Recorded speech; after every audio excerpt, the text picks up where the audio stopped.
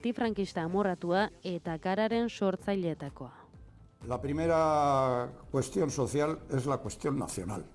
Y la cuestión nacional es sobre todo una cuestión social. La libertad individual no tiene sentido sin la libertad nacional, como tampoco la libertad nacional tiene ningún sentido, ni es libertad nacional si no existe la libertad individual. Es un elemento absolutamente necesario para el desarrollo económico y social de cualquier sociedad.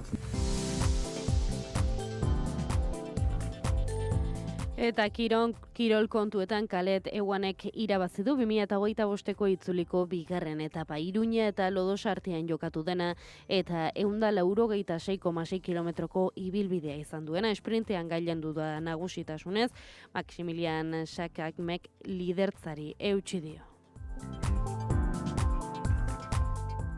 Eguraldia eta trafikoa naiz irratian. Trafikoari dagokionean badirudi ez dagoela aparteko arazorik Euskal Herriko errepidetan eguraldiaren iragarpena Iker Ibarluzearen eskutik. Eguraldia pikin bat ez egon kortu egingo zaigu asteazken honetan. Goizean hodei baxuak agertuko dira kostaldean eta bertan goizean zehar kosta egingo zaio jasotzea eta litekena da txoko batzuetan giro triste xamarra izatea.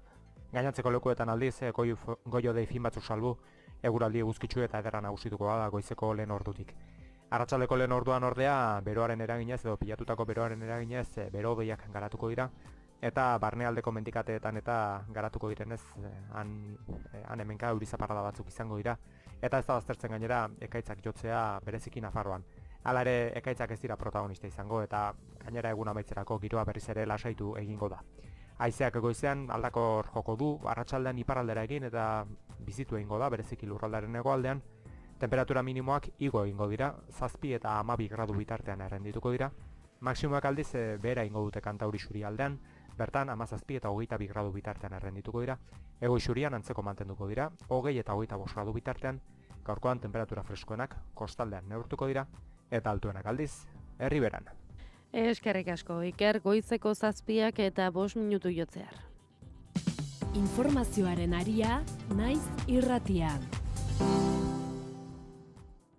Euskal Txirrinduzaleen itzordurik garrantzitsuenaren edizio berri bat, naiz irratian. Trekeko bat izan da erortzen lehena, Renko Bene Pulberara errepidetik atera da, baina aurrera...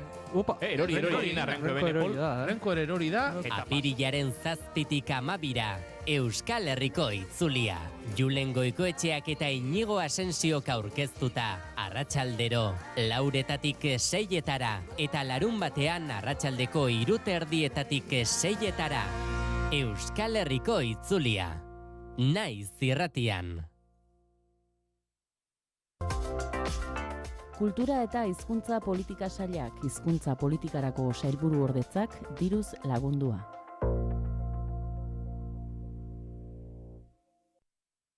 Informazioaren aria.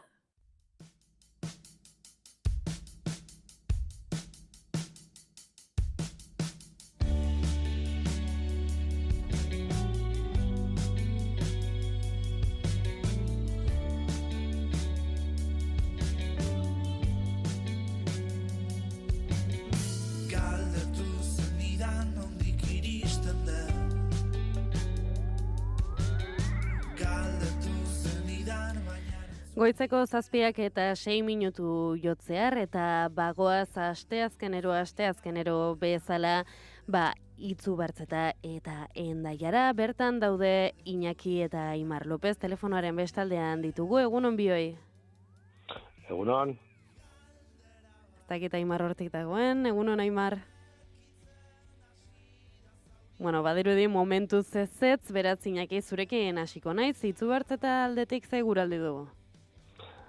Egunon, eta egunona etorriko dela dauka itxura guztia.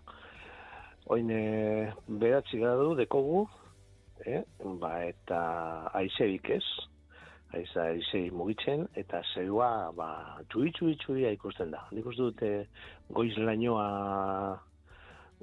bat dagoela, zabalduko da, eta gaude egun hona hogeita bigradua ibitzi gaitezkela emoten dago itxure.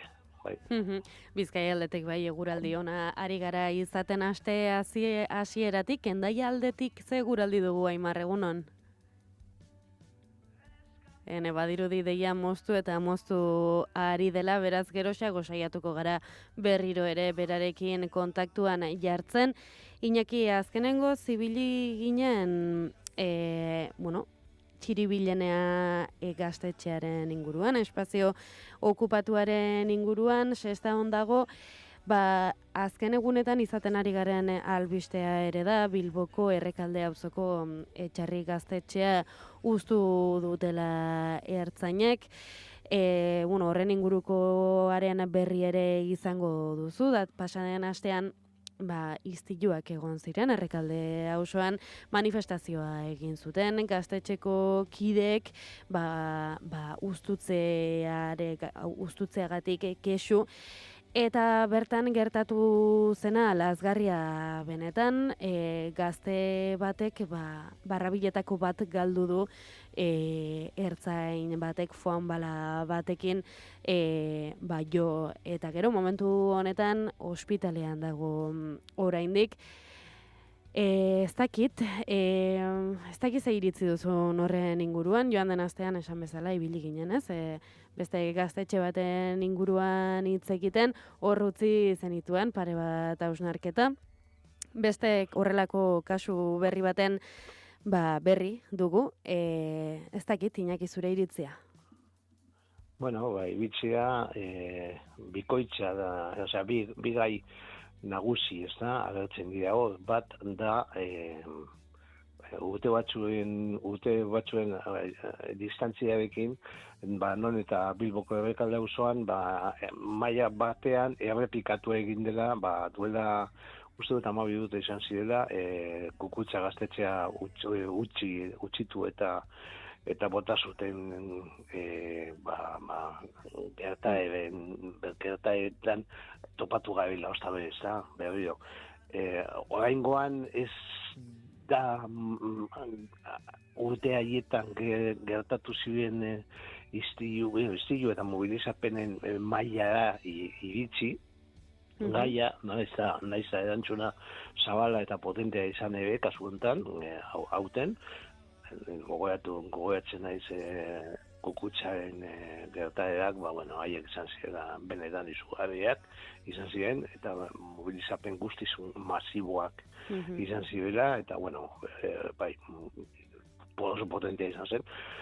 Hori da alde bat, ez da, kasuetan gaztetxeak direnak, beste kontu bat da, gaztetxeen munduan ere, gertaerak desberdina daudela, ez da, beste formato batzuek, naiz eta gaztetxe deitu, ez hain gaztetxea izan, eta beste denominazio batzuekin, eta beste hilo politiko batzuak markatuagoak egon, hori beste bate bada, beste ez da baina bat potente sortu da azken urteotan, ez da. Hori igual maila batean esplikatuko zuen gertatzen direnean alako desalojoak eta alako gauza, zergatik leku batzuetan ematen diren mobilizapen potenteagoak eta beste batzuetan agian ez dira potenteak. Hori beste eztabaida bat da. Baina esan dut, bi hilo direla, bat hori eta bestea zauritua gena. Non eta horrengoan Bilbon ere, non eta justo egun hauetan Inigo Kabakasen izena gogoak adigu ere berriro, ze egun hauetan izan ziren Inigo Kabakas oso grabe zauritua gertatu ziren gertaerak, eta egun batzuek beranduago, gogoratzen naiz justo Inigo Kabakas hil zenaren notizia eguna, justo aberri egunean hil zela, urte hartako, duela 12 urte, urte hartako eguna zen, esan dagoa, beste kasu bat, zaurituarena, errekaldeko gazte bat, badabila galdu duela, pelotazo batengatik. Eta, klaro, justo aste honetan ere, jakitugu Donostiako Andrasko zauritua eta kolpatua izan zen ertxantzaren aldetikan, eta da beste kasu bat, osea, gehitu daukagu. Beste kasu bat dago, bai, pelotazo bat aurpegian jaso zuela, neska bat, boxen ekitaldi baten ematea izan zenean Bilbon, osea, eta ikusi dugu ere, azken urteotan, ez da gertaera edo mobilizapen laboral gogor bat, ez da egon, zauritu gabe. Ikusi dugu Petronorreko langileekin, ikusi dugu hainbat gertaerekin, ez da, beti zaurituak, eta sare sozialetan gaur egun irakurri dezakeguna, eta nik irakurrita daukat, behin baino gehiagotan, azken asteotan, aipatzen dela, dagoela mamu bat esateko aizean, ez da? Dagoela mamu bat esaten noiz izango da urrengoa, eta noiz izan leike urrengo hildakoa. Osea, arrisku bat ikusten da eta aipatzen ari da. Gero eta leku eta gune gehiagoetan, ez da? Ikusita traiektoria, azken urteotako traiektoria, impunitatearena, nola gero eta impunitate gehiagoarekin beti impuneak izan direnak, egiten ari diren intervenzioak, hori ematen diote,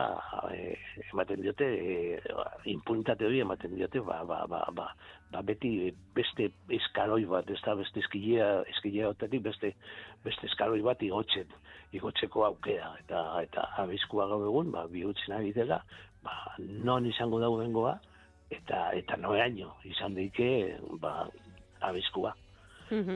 Bai, orain arte jakin badugu ere, ertzaintzaren bortizkeria agerian geratzen, bortizkeria eta impunitatea ere agerian geratzen ari da azken aste eta hilabeteetan, badirudi Aimar Hendaiatik ere batu zaigula, tertuliara, egunon Aimar?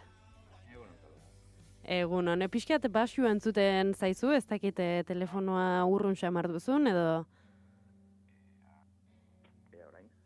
Orain pixkat hobeto, nik ere musika bajatuko dut. Esango nuke entzuten ari zarela, joan den astean desahlojatu zuten Etxarri gaztetxearen inguruan, eta bertako istiluetan eman zen gertakariaren inguruan arikinen hitz egiten, ez dakit Hendaiara heldu den albistea. Bai, iritsi da, noski. Ipar Euskal Herrian egon, edo mugaren alde honetan egon, baina beti gaude arata begira ere, errango nuke hegoaldekoak batzutan ona begira, baina gehiago ere, bai. Eta bai, eta nik uste dut, azken hilabete eta urteetan, batez ere, moritzen naiz duela urtebete data hauetan, Euskal Autonomia Erkidegoan ziklo elektorala hasi aurretik egon zirela, ertzaintzaren hainbat karraera bat desproportzionatu, aipatzen zenuten Amaia Zabarteren kasua, hori erranen nukea kaso sumuma izan zela, publiko zabalak ere beti ikusten duelako modu ezberdinez herri mugimenduaren aurka, langile mugimenduaren aurka jo, edo kasu horretan deus egiten ari etzen ama baten aurka futbol partido baten atarian egitearena, uste dut Euskal Alderdi Jeltzalea ere hasi zela ikusten, hor arazo bat bazela, horitzen dut duela 2 urte egin zuten greba mugimendura ertzaintzako hainbat sindikatu eta ez sindikatu, Frantziako turra Euskal Herrian hasi zenean egin zuten mehatxu horiek turra baituko zutela eta bar. Uste dut horre, bai, Jaurlaritza eta Alderdi Jeltzalea hasi zirela ohartzen arazo bat bazutela eta guzti dugu litzeleak jakitea zertan diren. Bazirudien, gobernu aldaketa izan zenetik pixka bat kontrolpeago zutela afera, baina ez dakit, eta uste dute eztabaida bat eman beharra dagoela Euskal Herrian eta bereziki Euskal Herrian modelo polizialari buruz hor zalantza handiegirik ez dago, eztabaida handi bat eman behar dela, baina horretan sartu gabe ere, niri ezinbestekoa iruditzen zait polizia bat dagoen momentutik, eta gobernu batek bere eskuetan polizia indar bat duen momentutik, polizia indar hori kontrolpean izatea. Eta ez nahi sartzen ez da eztabaida polizialetan, ez da polizia ereduetan. Zu polizia bat duzun momentutik, indar armatu bat armekin duzun momentutik kontrolpean izan behar dituzu. Eta hori ezinbestekoa da, uste dut badirela urte batzuk Euskal Alderdi Jeltzaleari ertzaintza eskuetatik ihes egiten ari zaiola, hau ez da kasu berria, zalantzarik gabe, ertzaintzak indarkeria poliziala eta politikoa ere praktikatu izan du bere existentziako urte gehienetan ez bada guztietan, baina kasu honetan gertatzen ari dena, azken urteetan ikusten ari garela, indarra nola bahitzen ari duten haien erabaki politikoen alde, horre uste dut barne disiplina arazo ikaragarri bat dagoela, eta zu polizia bat zure eskuetan duzun momentutik kontrolpean izan behar duzu, eta hori eztabaida ororen gainetik doa. Eta ondotik izanen ditugu eztabaidak ze modelo behar dugun, eta ze nahi ditugun, eta polizia guztiak arma izan behar duten edo ez, eta abar horiek guztiak eta bakoitzak bere ideiak botako ditu. Baina horren aurretik izan ditzatela kontrolpean, eta barruko disiplina egon dadila behar bezala, kontu serioa baita, eta kasu honetan persona batek barrabil bat galdu du, aski larria bada hori, baina ezagutzen ditugu herri honetan oraino joan daitezken horren arriskuak. Hor ere aipatzekoa,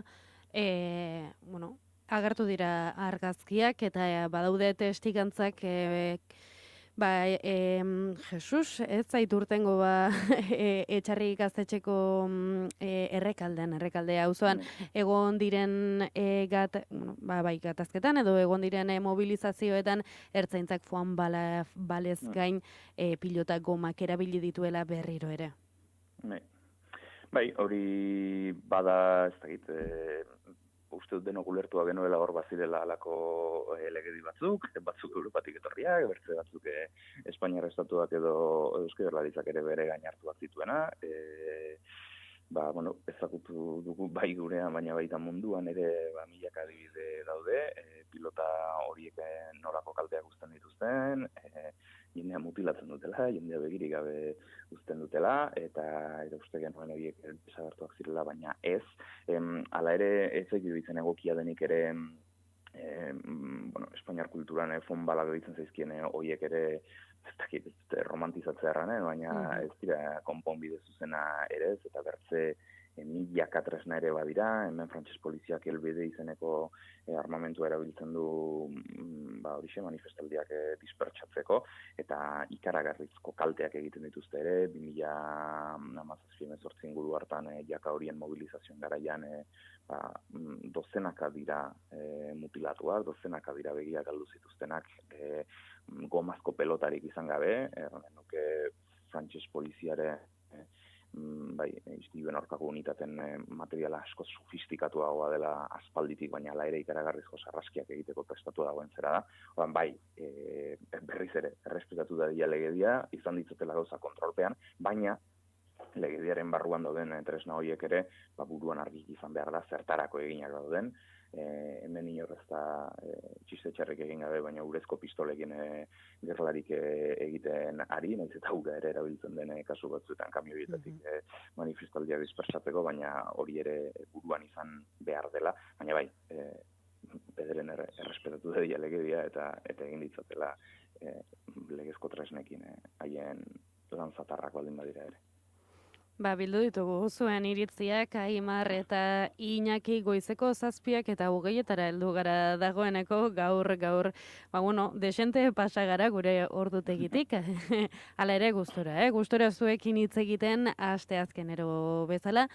Esatera nindoan datorren asteazkenean izango garela, baina ez, jai dugulako datorren asteazkenean, 3 aste barru egongo gara berriro ere, beraz ondo pasa oporrak eta aste ona izan.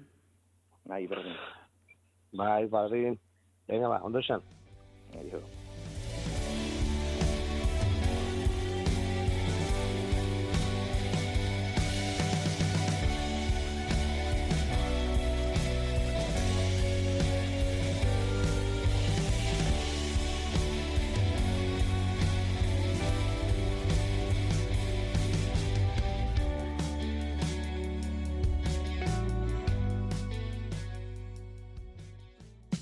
Informazioaren aria, naiz irratian.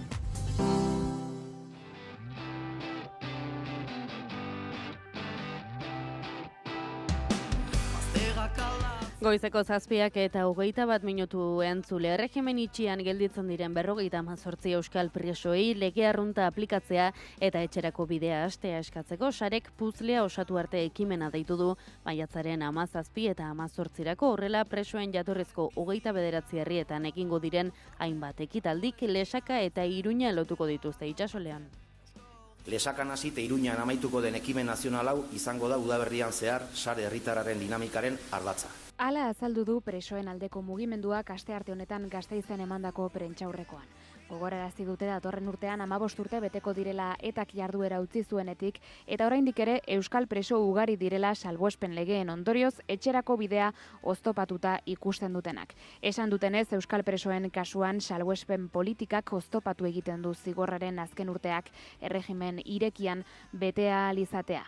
Espetxe eta bergizarteratze politikak baldintzak betetzen dituztenen kasuan, zigorraren azken urteak erregimen irekian betetzeko aukera ematen die preso guztiei oro har. Euskal presoen kasuan ordea, salbuespen politika da bide horren oztopo, eta lege arrunta aplikatuko balitzaieke euskal presoen 100% beteko lituzke kalera irteten hasteko baldintza horiek. Ekimen hori sarek udaberrian zehar garatuko duen dinamikaren ardatza izango da eta 58 pertsona horiek zigorraren azken urteak etxean betetzeko beharra nabarmenduko dute. Baldintzak betetzen dituztelako eta legeak horretarako aukera ematen duelako. Eta Euskal Idazlean elkarteak bat egin du iraganden astean hainbat sortzailek izenpetuta argitaratu zen espetxeak libre manifestuarekin bertan Lakuako gobernuak espetxeetan kultur jarduerak egin alizateko bete arazten dieten formularioak zentsura dakarkiela salatu dute. Bat egin du salaketarekin eta era berean Lakuako gobernuari eskatu dio indarrik gabe uzteko kartzeletan lan egitera joaten diren artistei sinarazi nahi dien dokumentua. Uste baitu horren bitartez zentsura mota bat ezarri nahi duela egileen sormen askatasunaren aurka. Informazioaren aria naiz irratian.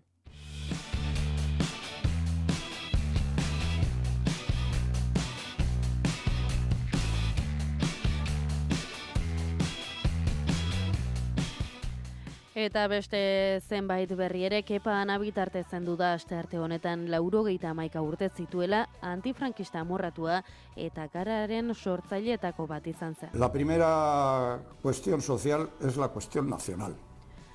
Trintxerpean 1934 urtean jaiotako Kepa Ana bitartek bizitza luzea izan du eta uzta luzeagoa uzten du bidean egindakoan tartean gararen beraren sorrera euskal komunikabideak edatzeko elkarteko presidente ere izan zen. La munduan hasi zenean Ela sindikatuan sartu zen eta kartzela ere ezagutu zuen Eladio ez izena erabiltzen zuen berak. Parisena sindikalismoari buruzko ikastaldi batera joan zelarik, garai haietan pilpilean zegoen deskolonizazioaren borroka ezagutu zuen gertutik Afrikako kidei esker. Borroka soziala eta herrien askapena uztarturik daudela ikasi zuen orduan. Parisen zegoela Jose Antonio Agirre lehendakariarekin harremana izan zuen 1936ko gerran eta horren ostean benetan estadista gisa jokatu zuen Agirrek hala adierazi zuen Ana bitartek. Munitxeko 1962ko kongresuan parte hartu zuen, fasistek kontubernio deituko ziotena eta Elaren zatiketa ekarriko zuena, berarekin batera Frankoren aurka batasuna estutzeko ahaleginean ibili zen Manuel de Irujo edota Xavier de Landabururekin. Euskal Sozialista Biltzarrea alderdiaren sorreran, kooperatibismoaren eta Gipuzkoako industrialdeak bultzatzen ere aritu zen hurrengo urteetan. Franco diktadorea hil ostean, Euskal Herrira bueltatuta, abertzaleen arteko elkarlanaren defendatzaile sutsua izan zen, EAJak eta ezker abertzaleak elkarri bizkarra emanda jardutea kritikatu zuen arte. Kooperatibista eta enpresa gizon gisa nabarmendu zen hurrengo hamarkadetan, beti ere Euskal Herriaren burujabetza bultzatzea helburu eta grina izanik. Konpromiso horri segida emanez, aurreneko lehendakaria izan zen, Euskal Herriko komunikabideen elkarteko lehendakaria izan zen, hortik sortu zen Gara, eta gerora Naiz, eta gainerako edabideak hasiera hartan sumatu ere ezin zitakeen bilakaeran. Azken urteotan, Nafarroako historialari eta estatuari begiratu zion, eta izan dio Navarralderan bultzatzailea eta Orriaga iritzi taldeko kidea izan delarik. Gaindegiaren sorreran ere ekarpena egin du. Ana Bitarteren hilbeila Donostiako Errekaldeko beilatokian izango da, gaur goizeko 10:00 ordu 1:00 eta arratsaldean 4:00 8:00. Azken agurra beilatoki horretan bertan egingo diote, bihar ostegunean 10:00.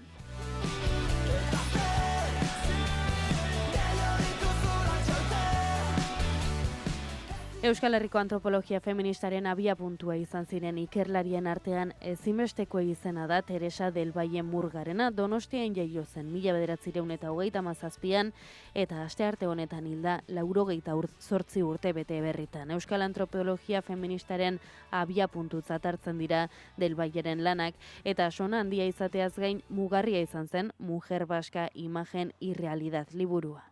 Yo creo que lo vería desde el punto de vista de las desigualdades. Mikronesia eta Euskal Herria izan zituen ikergai nagusiak. Antropologoak irakaskuntza eta ikerketa uztartu izan ditu espazioa eta denborarekin zerikusia duten gaiak lantzen, jabetza eta aidetasunari buruzkoak, etnizitatea eta errituak, sozializazio berrien eragina harreman eta egitura paritarioetan, emakume eta gizonen botereari buruzko teorizazio ere egin du. Del Vallek emakunderen berdintasun saria ere jaso zuen 2011.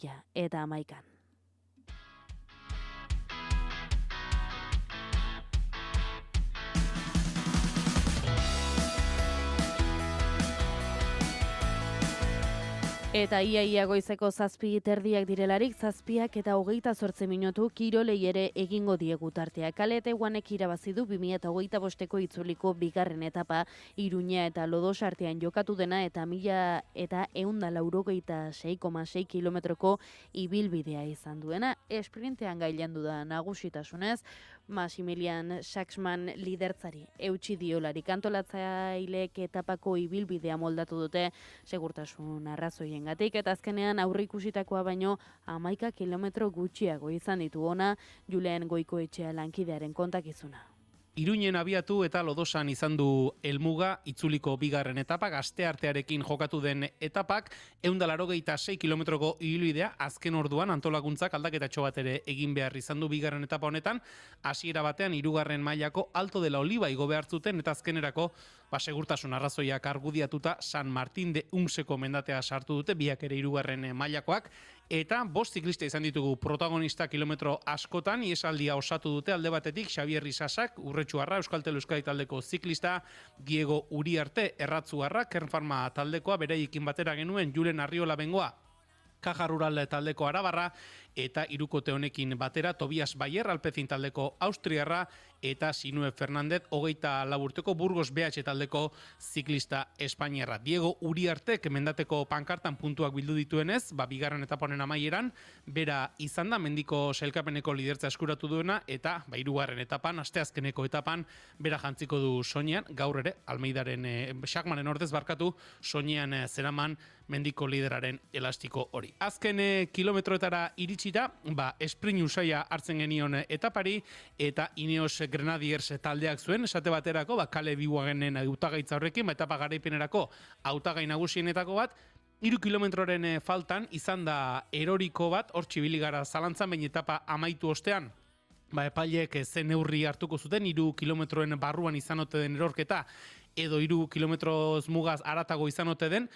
Horri begira, denbora galera ezberdinak ere izan direlako, besteren artean, Pello Bilbao kasiera batean denbora desente galdu du, baina pentsatzekoa zen, eta azkenerako hala izan da, epailek guztiei denbora bera ematea erabaki dute, honen bestean, sailkapen nagusian ez da bestelako aldaketarik izan. Etapako sailkapenari erreparatuta esan dugu, Kale Bibuan genuela hautagai nagusia, eta esprinan bera izan da azkarrena, Ineos taldeko Australiarra, bigarren Luka Van Boven, Intermarché taldekoa, Bastien Tronchon 3. postuan, Thibaut Gruel 4. Juri Leitao, Caja Rural taldeko Portugaldarra 5. Axel Single 6. Fabio Van de Bosche 7. postuan, Luke Brigten 8. Jon Aberasturi, Euskaltel Euskadi taldeko Arabarra lehen Euskalduna 9. eta Anders Foldager izan da 10. postuan helmugaratu den ziklista. Sailkapen nagusiari begira, Maximilian Schachmanek jarraitzen du lidertzan, bihar ere 3. etapan ere bera izango da lider elastiko hori soinean eramango duena, 2. Joao Almeida dago, Denbora berean, 3. Florian Lipovitz 3. Postu horretan segundu batera, 4. Ethan Hayter 6 segundora, 5. dago Blasov 10 segundora, 6. Ilan Van Bilder 11 segundora, 7. Kampener Txamabira atzerapen berarekin, 8. Eskelmose, 9. postuan Bruno Armirel 13 segundora, eta Michael Leonard, Ineos taldeko ziklista, sailkapen nagusi horretako, 10. postuan ikus dezakegu, 18 segunduko atzerapenarekin. Asteazkenean 3. etapa jokatuko da, Zarautzen abiatu, eta Beasainen izango dute helmuga txirrindulariek, 156 kilometro pasatxoko bilbidea, eta 3. etapa horretan jada mendateak agertuko dira. Hortxe izango dute, lehendabizi Meagaseko pasaera hori, Andazarrate ondoren Alkiza, Santa Ageda, Mandubi, eta behin azken kilometroetan sartuta, Goierri inguru horretan, gaintzako igoera pikoa, Zaldibitik, ondoren tarteko esprina alegian, eta azken kilometroetan, berriz ere Zaldibiatik barrena, Lazkaomendiko igoera pikoa, igoera laburra, baina oso pikoak dira bi hauek, eta behin Lazkaomendi gaindituta 5 kilometroren buruan Beasaingo kaleetan izango dute ziklistek helmuga. Egunero bezala, arratsaldeko 4:00 aurrera, Naiz Irratian, itzuliko 3. etaparen azken kilometroen zuzeneko kontakizuna izango duzue.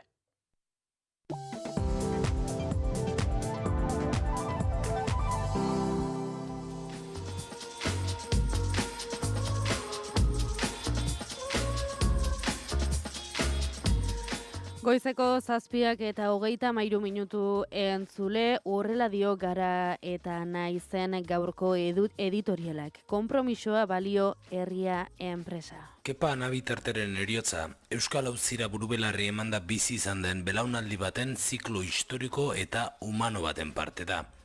Bezperan Loren Arkotxaren heriotza ezagutu genuen, Ondarroako Ezker Abertzaleko alkate esanguratsua eta udalbiltzako lehen presidente izan da errepresioa jasan zuena. Ibilbide ezberdinak izan dituzte, batzutan kontrakoak ere bai, baina Arkotxak eta Anabitarteak euskal gizarteak aldarekatu behar duen konpromiso politiko bat adierazten dute. Giza kapital hori baita, bere askatasunaren eta justiziaren aldeko borrokan energia gehien ematen diona. Atzo hil zen Teresa del Valle ere, belaunaldi berekoa eta balio berberak elkarbanatzen zituena. Antropologo feminista, aintzindaria eta akademian erreferentziazkoa. Emakumearen errealitatearen transmisioan egindako lana azpimarratu behar da, bereziki euskal emakumearen kasuan. Anabitartek frankismoaren aurka borrokatu zuen, eta beti Euskal Herriaren alde. Konpromiso horretan, Espainiako Auzitegi Nazionalak egin ilegalki itxi zuenean, bere arduradunak espetxeratuz, ulertu zuen zer beharrezkoa zen komunikabide independente berriak sustatzea. Zalantzarik ez zuen egin, lehenbizi Gara sortu eta ondoren Naiz bezalako edabideak sustatu dituen Euskal Komunikabideen edapenerako elkarteko presidente izatea onartu zuen. Inork, ezin zuenean bermatu, egin eta egunkaria iste eragin zuten operazioak ondoren Garari aplikatuko ez zitzaizkionik. Gogoratu behar da helburu horrekin egotzi ziotela Garari eginek gizarte segurantzarekin zuen zorra. Anabitarte bezalako pertsonen adoreak, milaka pertsona, familia, langile eta enpresek egindako ekarpenarekin batera, posible egin zuten botere politiko eta ekonomikoen menpeko izango ezten egunkari bat egitearen balentria. Espiritu kritikoa, konpromisoa, lanerako gaitasuna, disiplina, errespetua, eredugarritasuna, belaunaldi horren ezaugarrietako batzuk dira. Euren buru eta esfortzuetan beti egonda hurrengo belaunaldiei gizarte hobe bat eta herri libreago bat uzteko naia. Mila esker, hiruei.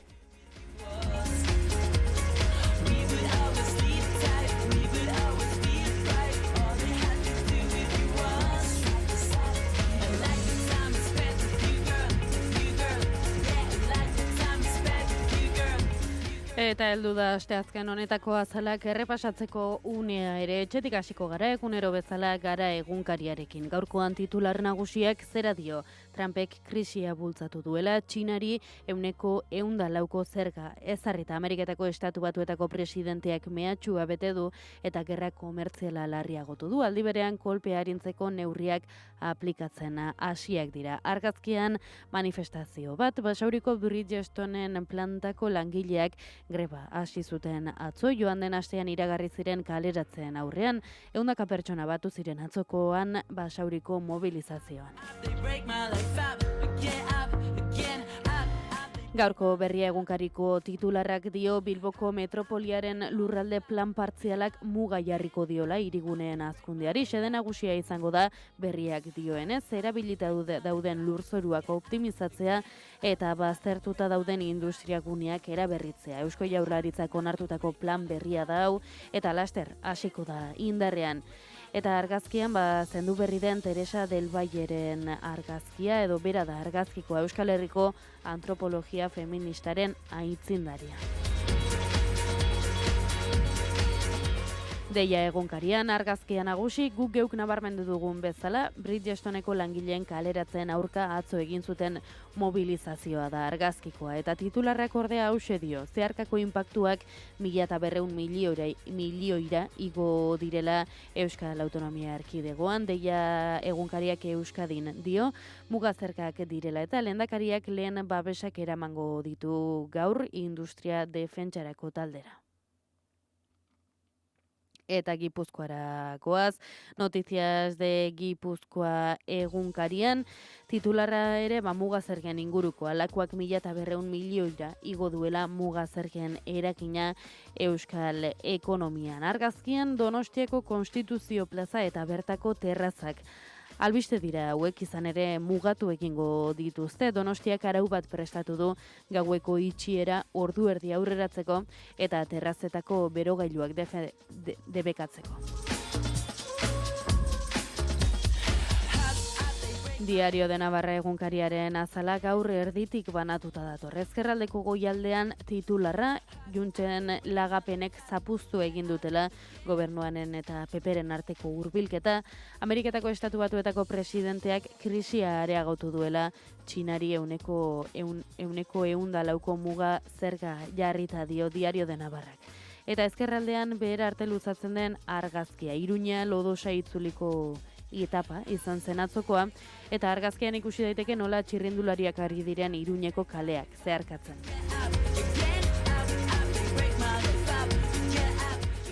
Gaurkoan El Correo egunkarian Arabako eta Bizkaiko alek titular berdina daramate, titular zuzen eta laburra da gaurkoa. Merkataritza gerra lehertu egin dela. Eta argazkiari dagokionez, Bizkaitik hasita San Mames da argazkikoa, baina ez da ohiko zaletuen edo jokalarien argazkia. Ertzain talde bat agertzen da armailetan, izan ere ertzaintza praktikak egiten ari da Atletiken zelaian San Mamesen Europa Ligeko finalaren atariko. Eta Arabako alean ordea oso bestelako argazki bat, museo bateko artelan bat da eta gizon bat agertzen da ari begira. Arabako Arte Ederren museoa da zehazki argazkikoa. 19. mendeko eta 20. mende hasierako euskal artisten 35 lanek osatzen dute emakumea, lana eta familia erakusketa Arte Ederretako museoa.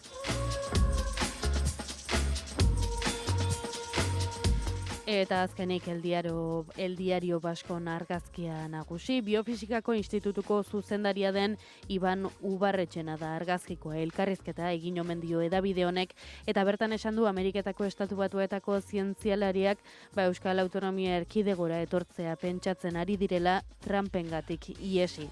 Titularra ari berdinetik tiraka, Euskadik 5.050 milioi jasoko dituela Jaurlaritzak enpresa kaltetuei emandako abaletan.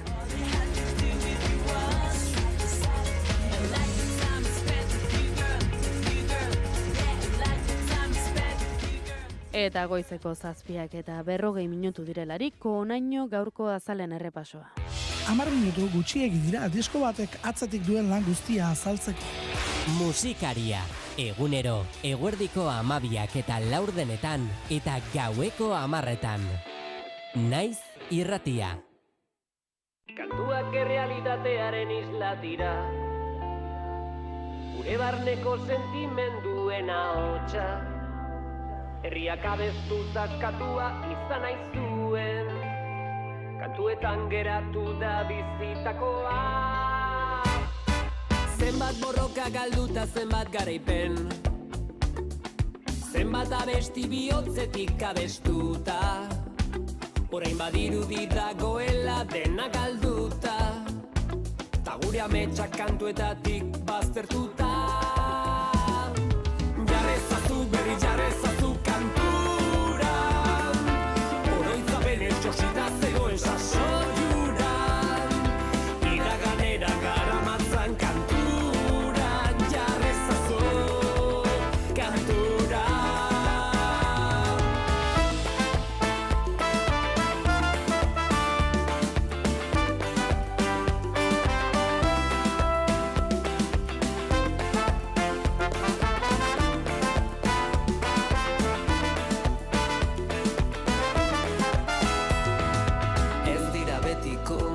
zorionenak.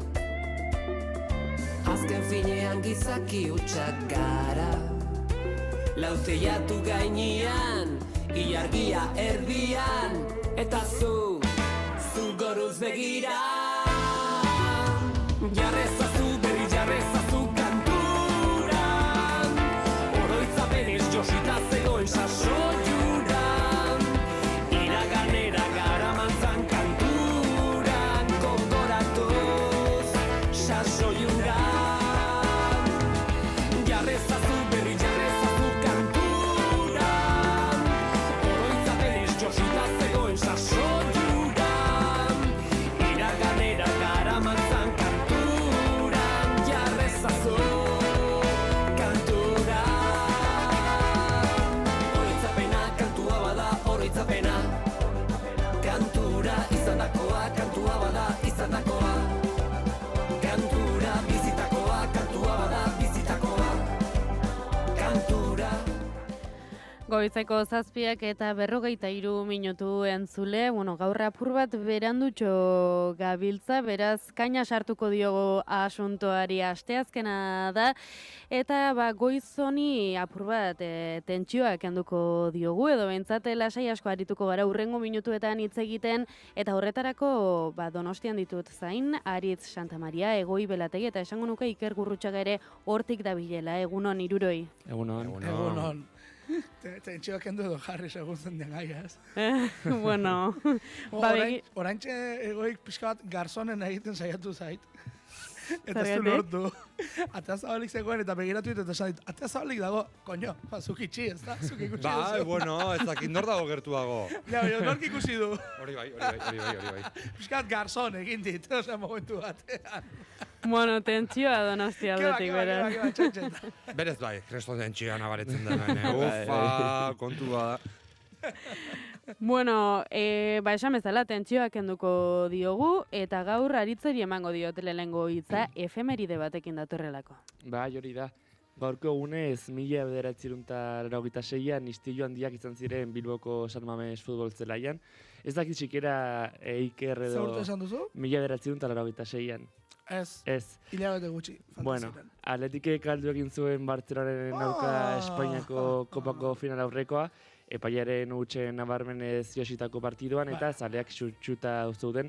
Irudi mitiko bat da zaletako batek Atletiken bandera eskuan eta polizia atletik zuela horiei iskin eginez zelaia gurutzatu zuen korrika eta armaietan babestu zen armaien zoramenerako. Beraz ez zineten jaioak, baina irudi mitikoa niretzako da Maradona kamiseta txikituta denen aurka. Baita ere, baina hori 82 lauan. Laukoa da. Hortaz, Goikotxearen ere 84koa da. Hori da.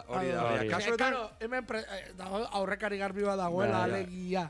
Kopaz ari gara, kaso zen Atletikek irabazi zuen.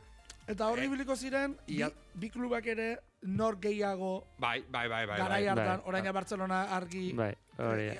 Koparen baitan garai horretan Atletik horrendik bazan, beste gauza. Ez zan dut, beste gauza bat. Ui. Iazko, txapelduna horrendik Atletik da. Zenbat urte pasa dira... Lehen urten irabazi zuen Atletik. Bakit, baina zenbat urte itxaron baretzen zituzten. 45. Eta zenbat, hainbeste?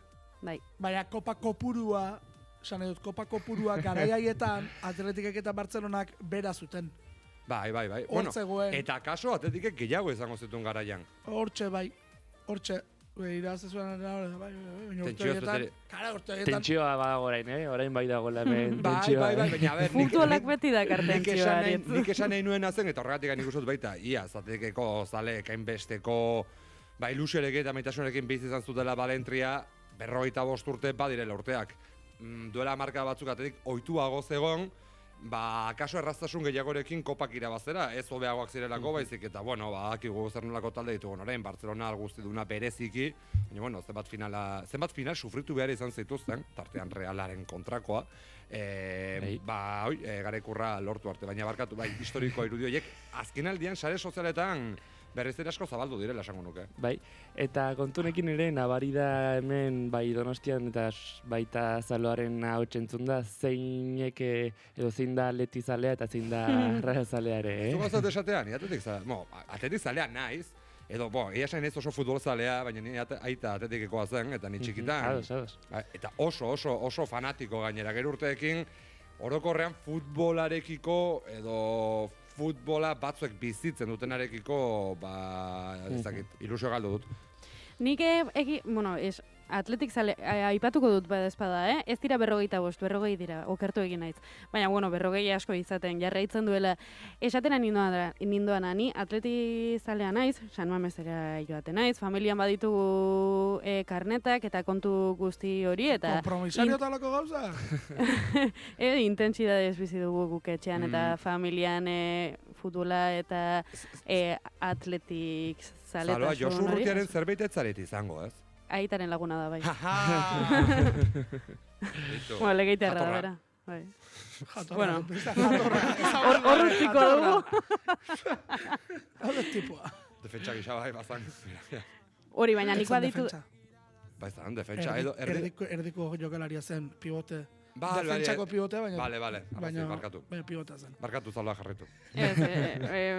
Esatena nindoana da, aipatzen ibili zaretenetik apur bat, baditu dela kontra esanak. Gaur egungo futbol honekin, iruditzen zaidalako, testosterona gehiagi nabaritzen dela horrelakoetan, eta... Eta 96koan ez. Eta 96an ez. Bai, guztiz. Baina horrek sortzen dizkiala kontra esanak, askotan ez dudalako nire espazioa sentitzen giro hori, berez ez lukenean horrela izan beharko. Bale, eta honekin amaitzeko beste kontutxo bat, gaurko egunez ere Inigo Cabakas gaztea hiltzen, ertzainak 4 egun lehenago jaurtitako pilotaren ondorioz. Beraz, mikrofonetatik, eta nik uste zuek ere hitz hauek zuenak egingo dituzue, baina justizia eskatuko dugu, ez? Eta Manu Cabakas da finalizeran zuri besarkada handi bat bidali. Beraiek bizi bere zauten sufrikarioak gutxik jasan dutelako. Eta oraindik ere, humiliazioak pairatzen jarraitzen dute, gogoan izango duzue, iaz zabaldu zuten edo inauguratu zuten monolit hori, azkenean nola zen, ezakit ezin zen esaldi zehatza, baina bazen jatorri, ez zehaztu gabeko, jaurtigailu batek hildakoa edo lako zer, lotxagarria. Bai. Horrekin aipatzeko, begira, gaur Elkorreoko Bizkaiko alearen azalean dago, eta apur bat efemeride honekin lotura duelako, ertzaintzak San Mames barruan. Aste hon, ertzainak San Mames barruan ari dira ere, praktikak egiten, finaleko atariko, edo Europa Ligeko finalaren atariko, badakizue, segurtasun despliege handi bat espero dela, eta ari dira praktikak egiten armaietan. Horrak esan nahi du kontuz datorren ostegunean. Bai.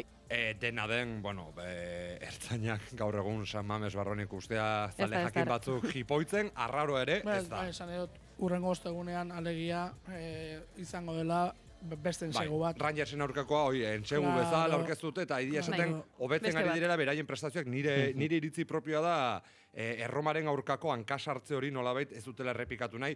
Zesien asunto guztia ezakit ni seguruago.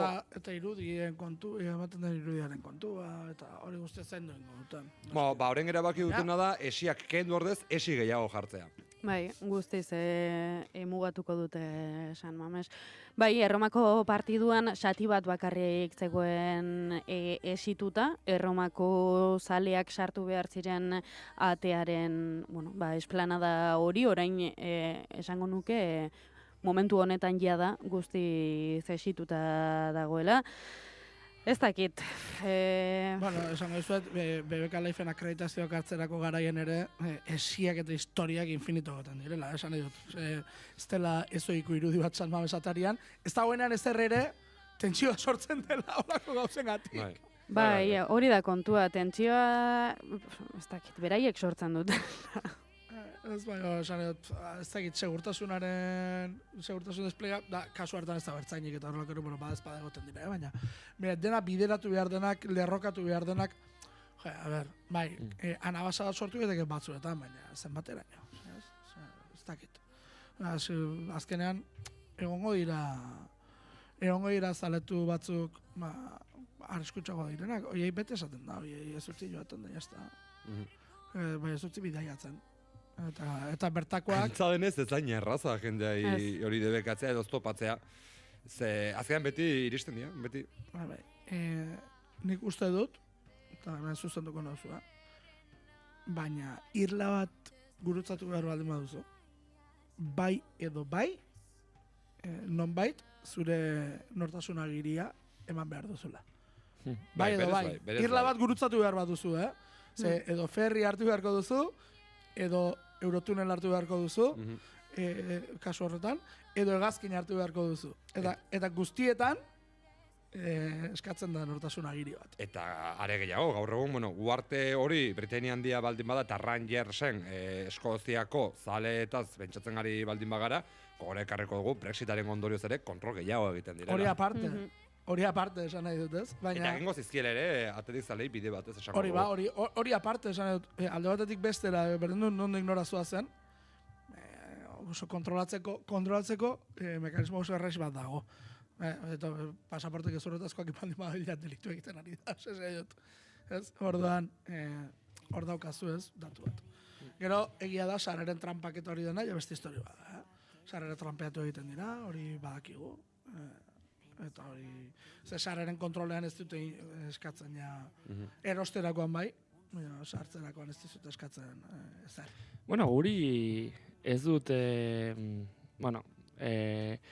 Osasunak San Mamesen irabazizuenean 2023ko final aurreketako San nahi zuen, Bai, hori pentsatzen ari Bai, partidu horretan eskatu zigutela ertainek nana San Mamesen sartzeko. Sarrerarekin kontraste egiteko? Hori da, bai. Eta aurten baina hori nafarri egiten diete aritz. Bai, bakarrik igual gure Ojo, ez ditzatek harretuko. Ez. Besterik gabe. Futbol kontuak luze eta zabalaritu garelako, eta jada agian joan zaigulako denpora. Begira, ez dakizu zenean, ikerri eman paso edo egoi zure... Bai, emaiozu ikerri pasoa, bai, zenik, bakarrik esan behar nuen Musken eta Trumpen artean, harreman idilik hori nolabait aportzen ari da, nola ez, diru kontuak tarteko, eta Muskek Trumpen aholkulari ekonomikoetako bati, batuntun, ez gai, eta beste hainbat itzlirain bota dizkiola, gainera, berezia da, aholkulari honen izena, nolabait, Euskal Herriarekin lotura ez, baina, Peter Navarro ditzen da, Peio Nafar, deituko dugu guk. Eta ez dela bakarra Musk orain Trumpen aurka egin duena, Brent Neumann, Joe Bidenen gobernuaren aholkulari izandako batek ere kritikatu delako zuzenean Donald Trumpen muga zergen politika, hain zuzen ere, Trumpen gobernuak berak tartean ere egindako ikerketa bat aipatu delako 2021koa esateko, muga zergen kalte etzelein besterako izango, etzuela atzerapen ekonomikorik ekarriko gehiagizkoak ez baziren, kontua da orain Brent Neumann honek New York Timesen artikulu propioa idatzi duela lehenik eta bengo gora ekarriz berak Joe Bidenentzako lan egiten zuela, eta arraroa dela esatea Joe Bidenek suntxitu zuela Estatu Batuetako ekonomia, baina orain bere aholkularien ikerketak baliatzen ditugu, eta besterik gabe esateko dena gaizki ulertu duela, mugazergak izela hain altuak izan beharko, eta herrialdea pikutara bidali nahi badu, bidali dezala, baina bere lanak tartean aipatu gabe, hori zen dena. Bentsat Pitu Navarro dut ez Pitu Langila. ¡Ostras! Zelan da, recuerdo desbloqueado. Bai. Wow. Bere Muskek, zergatik ez zuen jarriko bere aholkulari Peter Langila ikusita zen sartzen dituen. Bai. Nei, entan gaina. Galdera da, Tesla erabiltzen segitzen du edo ez? Nork, Muskek? Bai, ez. Trumpek? Trumpek. Bezakit, zu ez da diote eman akaso bai. Esan nahi dut, irudi garbietako bat hori izan delako. Bere... Ground Force One erabili ordez, askotan Tesla bat agertzen dela. Ground Force One badago? Autoa Ground Force One da. Air Force One bezala Ground Force One. Eta sekulako teknologia du auto horrek. Piskat pedantea, ez? Bueno, pedantea... Presimo bila, beto. Bai, papamóvil. Presimóvil. Flipantea da, Gran Force duen teknologia. Okeraz parez Cadillaka da. Baina...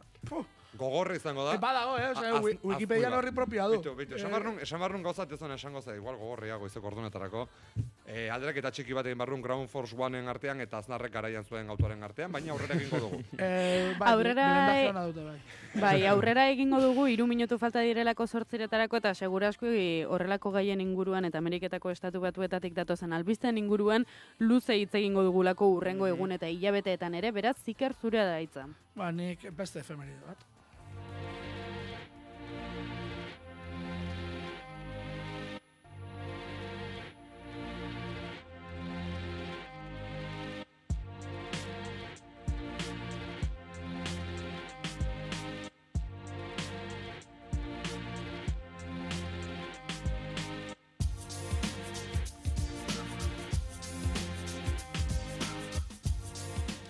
Kantua ezagutzen duzu? Bai. Ez? Ni ez.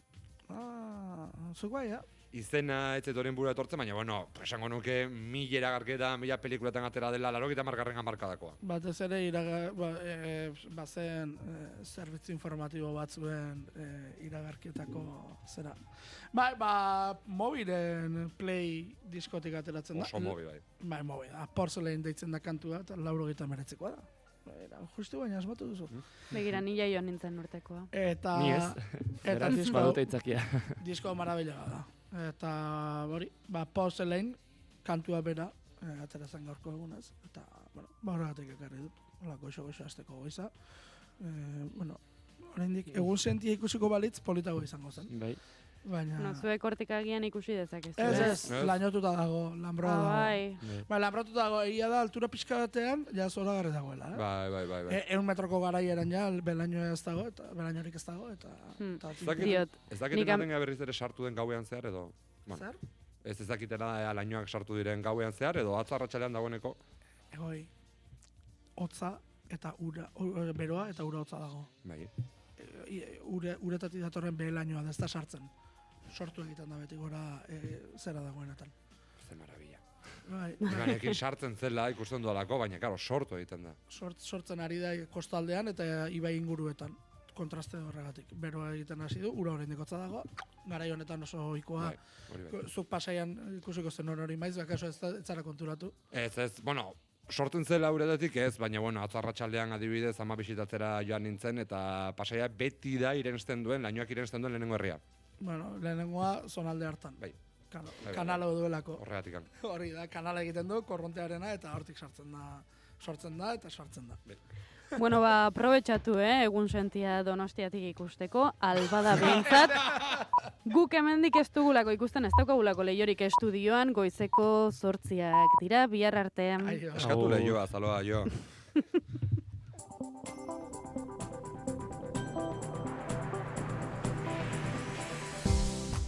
Informazioaren aria, naiz irratian. Pegi Lekuona. Egunon, goizeko 8:00 dira, ongi etorri naiz irratira. Manifestazio jendetsu egin dute Basaurin, greba abiatu duten Bridgestone lantegikoekin elkartasunez. Langileek ziurtza dute fabrika bere 92 urteetako unerik okerrenean dela, Polonieranzko deslokalizazioa abiatzear delako. Zaloa Badiola, egunon.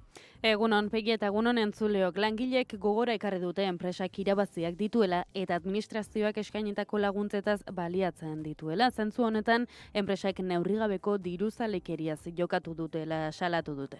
Una empresa que suma beneficios enormes como esta, que se aprovecha de todo tipo de ayudas públicas en un gesto de avaricia desmedida. Pretende despedir a 335 trabajadores en Basauri y 211 en Puente San Miguel, Cantabria.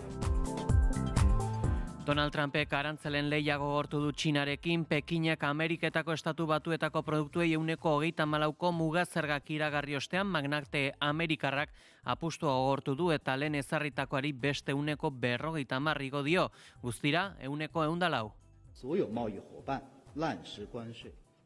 Txinaren arabera gerra komertzialetan ez da irabazlerik egoten, denak dira galtzaile eta gaineratu du presio eta mehatxuak egitea ez dela Asiako herrialdearekin harremantzeko modurik onena. Eta nazioartetik ere nabarmenduko dugu gobernu osatzeko akordioa lortu dutela kontserbadorek eta sozialdemokratek Alemanian. Gaur bertan aurkeztuko dute akordioa eta honen baitan zergak eta burokrazia murrizte aurreikusten da. Erregimen itxian gelditzen diren 58 euskal presoei lege arrunt aplikatzea eta etxerako bidea aste askatzeko, sarek puzlea osatu arte ekimena deitu du maiatzaren 17 eta 18irako. Esan dutenez, euskal presoen kasuan salbuespen politikak oztopatu egiten du zigorraren azken urteak erregimen irekian bete ahal izatea. Espetxe eta bergizarteratze politikak baldintzak betetzen dituztenen kasuan, zigorraren azken urteak erregimen irekian betetzeko aukera ematen die preso guztiei oro har. Euskal presoen kasuan ordea, salbuespen politika da bide horren oztopo, eta lege arrunta aplikatuko balitzaieke, euskal presoen 100% beteko lituzke kalera irteten hasteko baldintza horiek. Eta gaurko ere, egun latza, agurrengatikan, agur esan beharra diogu gaurkoan Kepa Ana bitarte zendu eginda aste artean 91 urte zituela antifrankista amorratua eta gararen sortzaileetakoa. La primera cuestión social es la cuestión nacional.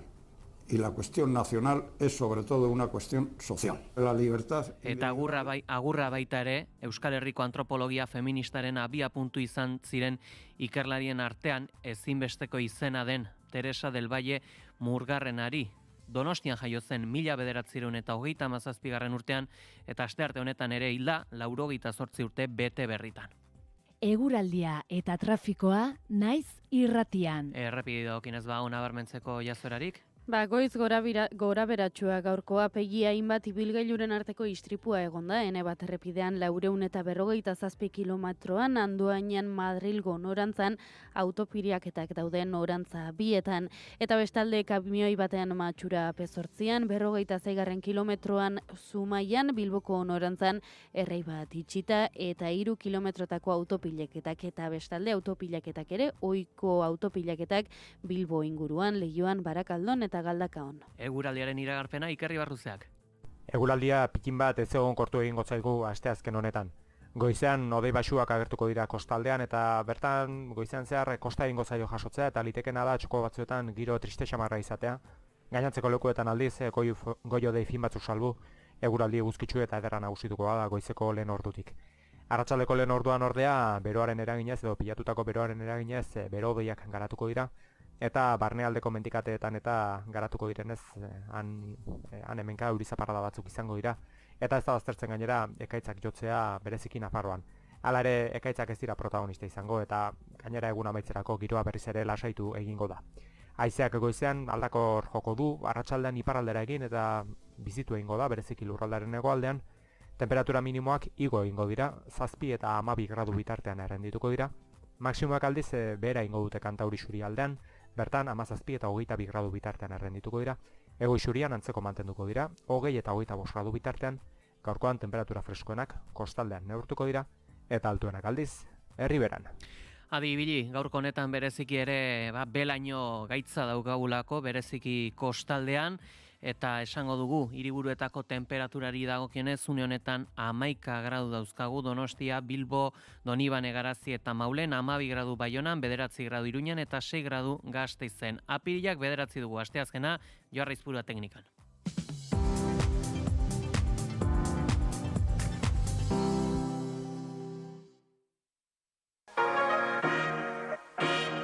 Zure festetarako, txosnarako edo antolatzen ari zaren jaialdirako edalontziak enkargatu dituzu? Ez utzi azken unerako. Ekolobaso, zure edalontzi serigrafiatuak, Euskal Herrian egindakoak, tailer propioa, azkartasuna, konpromisorik gabeko aurrekontua, 615 756 607, ekolobaso.com. Euskal Txirrinduzaleen itzordurik garrantzitsuenaren edizio berri bat, Naiz irratian. Trekeko bat izan da erortzen lehena, Renko Bene Pulberara errepidetik atera da, baina aurrera... Renko erori da. Renko erori da. Apirilaren 7tik 12 Euskal Herriko itzulia. Julen Goikoetxeak eta Inigo Asensiok aurkeztuta. Arratsaldero, 4:00 6:00 eta larun batean arratsaldeko 3:30 6:00. Euskal Herriko itzulia. Naiz irratian. Informazioaren aria.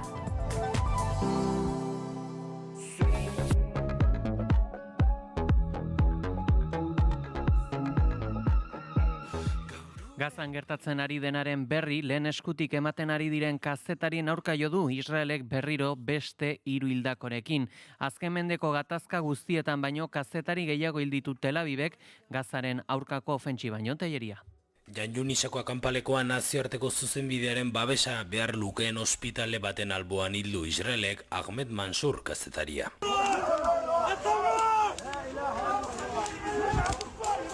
Irudi beldurgarri bat, beste bat, utzi du kazetari honen aurkako erasoak. Aulki baten eserita ikusten zaio, agian lanean, suak erabat hartuta, hankak dardarka eta geldo besoak altxatzeko imintzio egiten duela. Lekukoek tiraka su artetik ateratzeko saiakera egiten dute, baina alferrik. Tel Avivek nahita egindako eraso izan dela baieztatu du, hildakoen artean Hamaseko militante bat zegoela argudiatuta. Mansur ez gain beste 2 hildako eragin ditu eraso horrek, Ilmi Al-Fakawi, Palestine Today telebistarentzat lan egiten zuen, eta Yusef Al-Jazindar, azken honen laguntzailea eta erreportari grafikoa. Gazako ofentsiba hasi zuenetik 211 kazetari hil ditu Israelek. Azken mendeko gatazka guztietan elkarrekin hildakoak baino, gehiago dira. 2 mundu gerrak, Korea eta Vietnamekoak, Laos eta Kanboiako gatazkak, Jugoslaviakoak eta Afganistangoa, denak batuta. Albisten hilerri bihurtu dira, Palestinar lurrak, astebete besterik ez da igaro Israelek Mohamed Salat al-Bardawil hil zuenetik, Al-Aqsa irratiko esataria zen. Berarekin batera hil zituzten bombardaketa batean haren emaztea eta 3 semeak ere. يعني نص ميزانية الحرب على قطاع غزة. Egun gutxi lehenago Palestine Today eta Al Jazeera katetako beste kazetari bana hil zituen Israelek. Informatzaileen aurkako gerra irekia, Daraman eta Netanyahuren gobernuak kazetariak hil ditu, hedabide Palestinaren azpiegiturak txikitu ditu eta kanpotik ez dio inori sartzen uzten, ez irten ostean bertara itzuli nahi duten kazetariei eta ez da nazioarteko hedabidei ere. Israelgo gobernuak eman ohi dituen informazio faltsuen gainetik, Gazan gertatzen ari denaren ezinbesteko lekuko izaten ari da terrenoan ari diren kazetarien lana. 130 udalerritik goiti, Palestinako sarraskia salatzeko elkarretaratzeak burutu dituzte astearte honetan Gernika Palestina deialdi herritarrak lurra justizia bakea leloarekin egin du bat. Europako Batasunari eta antzeko erakundei aktiboki sarraskiak geldiarazi dezatela eskatu diote eta Israelekin dituen akordio eta harremanak etetea horrekin batera armen salmenta eten eta presio diplomatikoak biderkatzeko exigitu dute. NB Nazio Batuen erakundeko segurtasun kontseiluari ere zuzendu zaie irmolan egin dezatela genozidioa geldiarazteko eta Israeli armak saltzea ekiditeko. Arizaren herritik Olibondoaren herrira. Gernikaren herritik Gazako herrira. Jasanezina egiten zaigu Israelen eraso bakar bat ere gehiago. Jasanezina handik iristen zaigun odolezko eta sufrimenduzko irudi bakar bat gehiago. Jasanezina Palestinarren heriotza bakar bat gehiago. Jasanezina hainbat herrialderen eta erakunderen konplizitatea. Gernika Palestina ekimena sindikatu eta eragile ezberdinek osaturikoa da eta Euskal Herri osoan izan dira protestak. Maule, Donibane Garazi Ziburu edota Baionan izan dira protestak esaterako. Gainontzeko Euskal Probintzietako herrietan ere izan dira erreplikak. Alden neurrian bakoitzak zerbait egin dezakela uste dute boikotarekin edota elkartasunarekin. Goizeko 8:10 manifestazio jendetsua egin dute Basaurin greba abiatu duten Bridgestone lantegiarekin elkartasunez. Langileek ziurtzatute fabrika bere 92 urteetako unerik okerrenean dela, Poloniaranzko deskolonizazioa abitzear delako. Hala ere, gogora ekarri dute enpresak irabaziak dituela eta administrazioek eskainitako laguntzetaz baliatzen dela. Zentzu honetan, enpresak neurrigabeko diruzalekeria jokatu duela salatu dute. Una empresa que suma beneficios enormes como esta, que se aprovecha de todo tipo de ayudas públicas en un gesto de avaricia desmedida. Pretende despedir a 335 trabajadores en Basauri y 211 en Puente San Miguel, Cantabria. Lan erregulazio espedienteak gauzatuz gero enpresaren etorkizuna zalantzan egon daitekeela ohartarazi dute. De llevarse a efecto, estas fábricas quedarán heridas de muerte, con una producción muy baja, dejando de ser competitivas. En tal circunstancia, el siguiente paso de la compañía podría ser provocar su cierre. Sobran ejemplos, por desgracia, que nos llevan a pensar que ese podría ser el peor destino de esta empresa que echó a andar en 1933 aquí en Basauri. Eta gaur bertan, greba eguna dute, aste Nafarroako funtzio publikoko langileek zerbitzu minimoen berri eman du gobernuak azken orduetan eta osasun bidean berebiziko zerbitzuetan ehunekoak finkatu ditu. Eta maiatzaren lehen heltzear dela, LAB sindikatuak gutxieneko soldata eta pentsio propioak aldarrikatuko ditu. Manifestazio propioak egingo ditu Bilbo, Donostia, Gasteiz, Iruña eta Tuteran eta Baionan manifestazio intersindikalean parte hartuko du Igor Arroyo. Mezu argia helaraziko diogu patronalari eta baita ere instituzioari. Izan lanbide arteko akordio baten bidez, izan eskumenak eskuratuz, gutxieneko soldata propio eta duina eskuratu arte ez dugu amore emango. Eta goizago ala beranduago, patronalak ezarritako betoa gainditu egingo dugu. Informazioaren aria. Donald Trumpek arantzelen lehia gogortu du Txinarekin, Pekinek Ameriketako estatu batuetako produktuei 124ko mugazergak iragarri ostean magnate amerikarrak apustua gogortu du eta ezarritakoei beste 150 igo dizkie. Guztira 104raino helduz. Oñat Zaizpuru. Txinako agintariek xantaia egitea leporatu diote Trumpi Pekinen kontrako 150ko muga zerga gehigarria iragarri ondorengo lehen erreakzioak. Trumpek Txinari mehatxu egin dio gainera 150 muga zerga gehiago jartzearekin.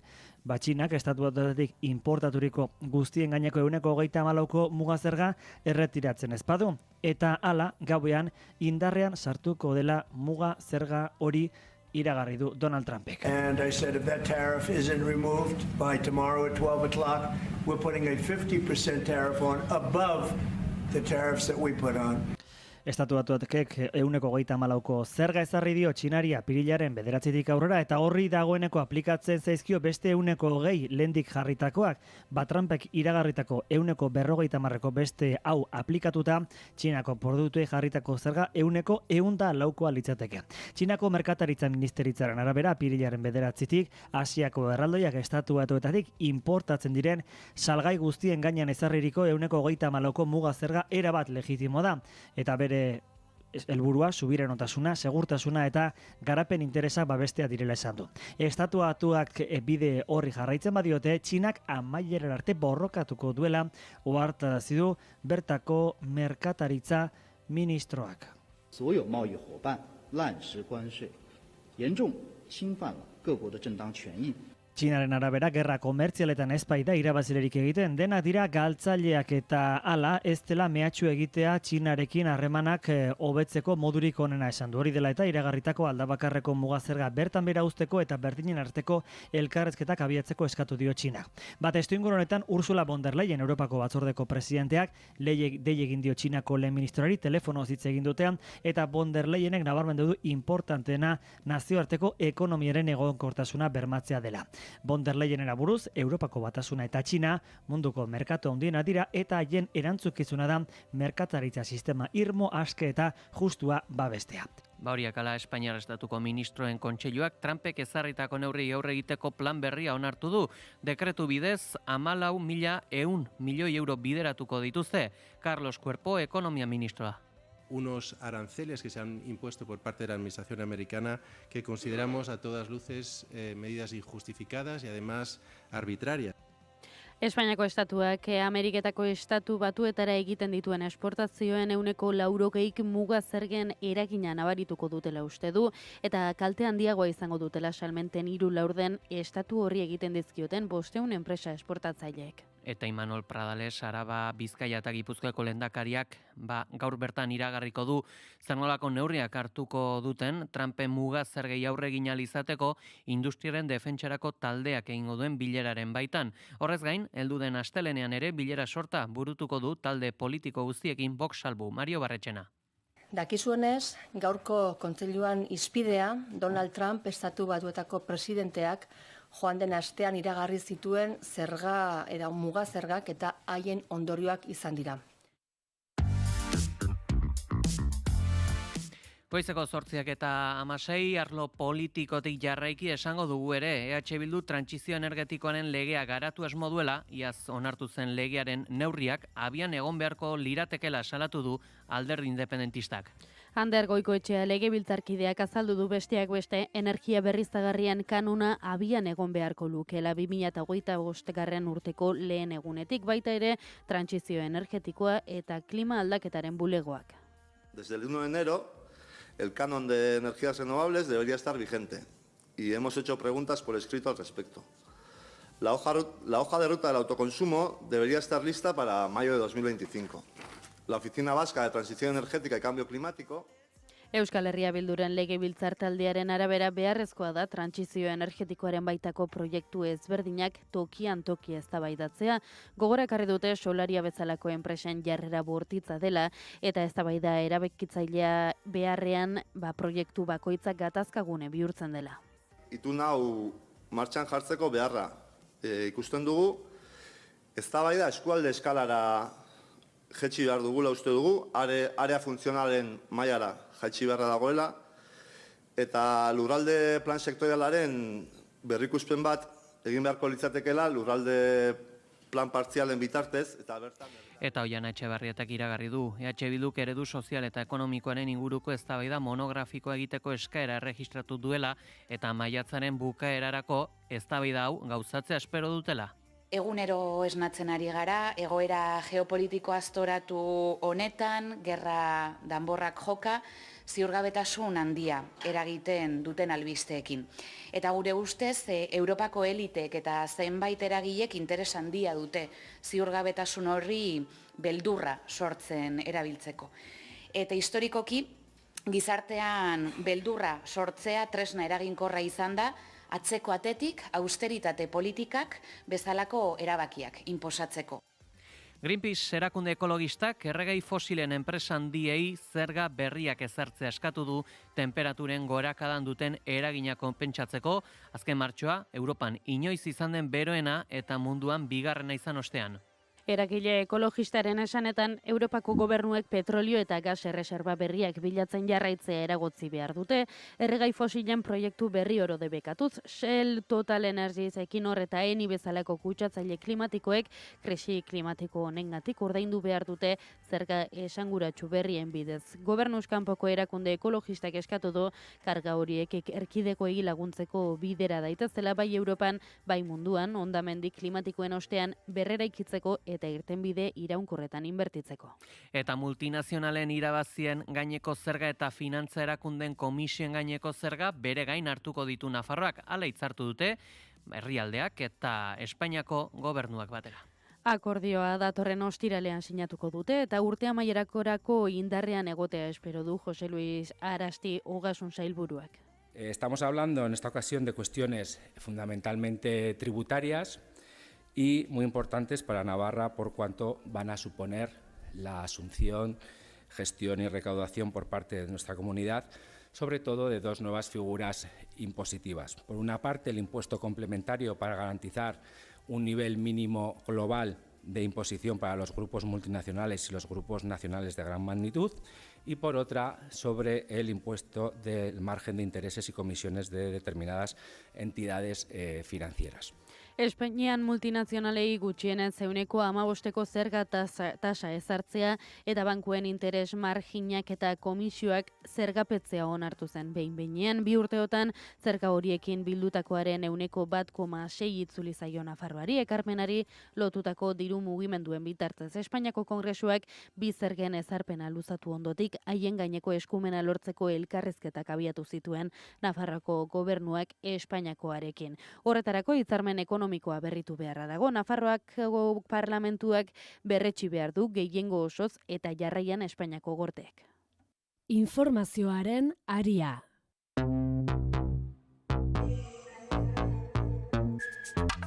Goizeko 8:21, erregimen itxian gelditzen diren 58 euskal presoei lege arrunta aplikatzea eta etxerako bidea astea eskatzeko sarek puzlea osatu arte ekimena deitu du maiatzaren 17 eta 18 horrela, presoen jatorrizko 29 herrietan egingo diren hainbat ekitaldik, Lexaka eta Iruña lotuko dituzte. Itxasoleon.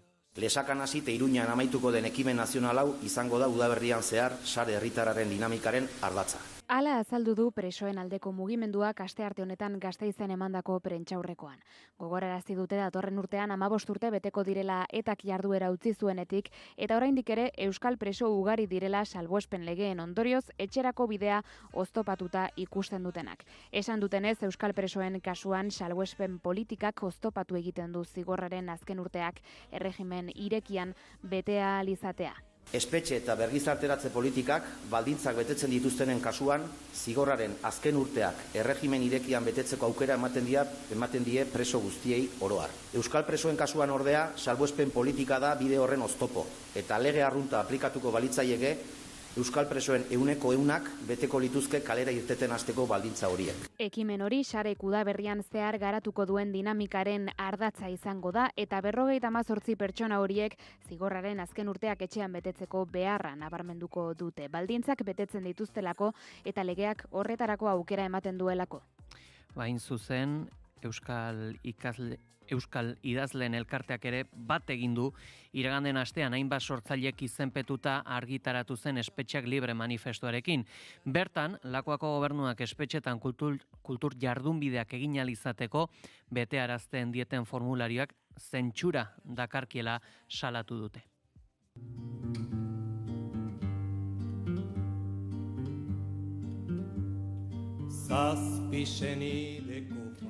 Eta Kepa Ana bitarte zendu da, astearte honetan 91 urte zituela antifrankista amorratua eta Gararen sortzailetako bat.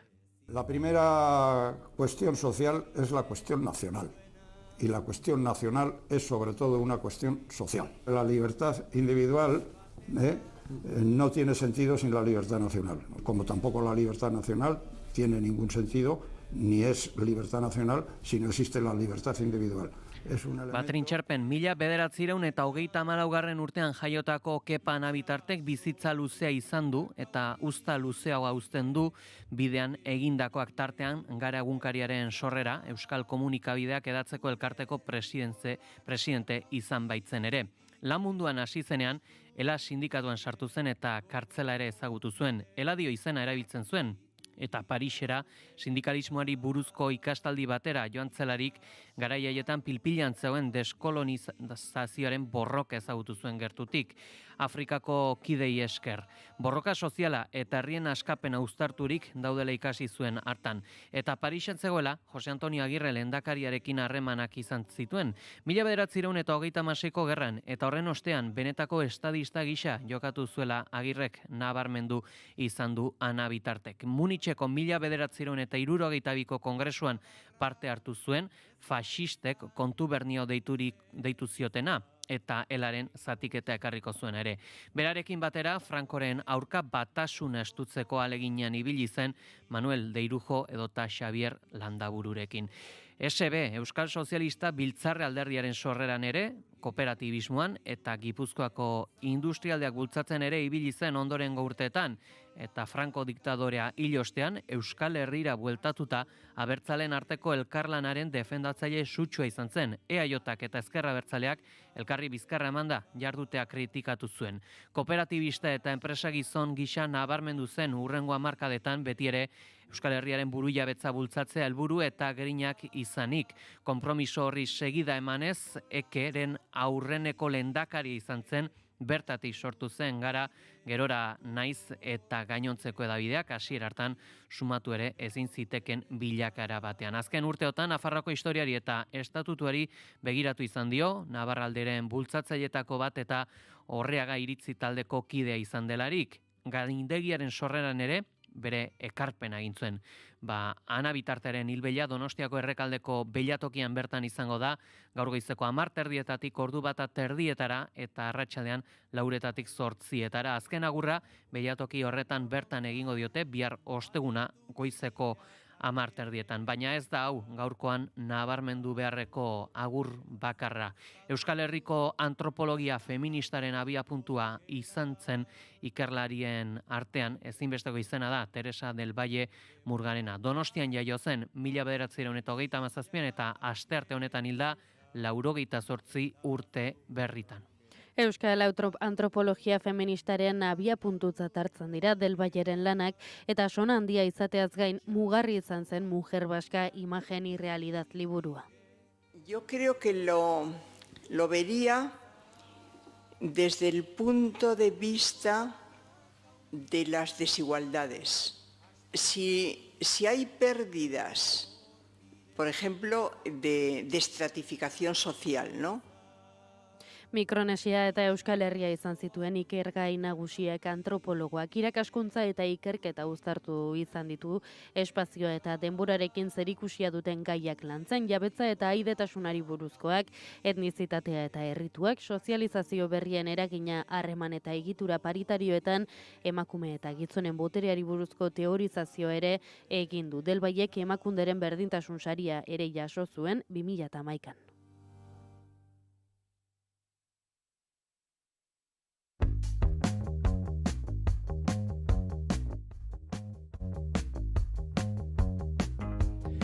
Eta goizeko 8:27 nazioartera jo beharra dugu nabarmenduz gobernu osatzeko akordioa lortu dutela Alemaniako kontserbadorek eta sozialdemokratek. Tokiko hedabidek jakinarazi dutenez, gaur bertan aurkeztuko da akordioa, 6 aste behar izan dituzte akordioa lortzeko, eta honen baitan zergak eta burokrazia murriztea aurreikusten dute. Bestalde, esango dugu ere Iranek baieztatu duela elkarrizketak hasiko dituela Ameriketako Estatu Batuekin, baina ez aurrez aurre.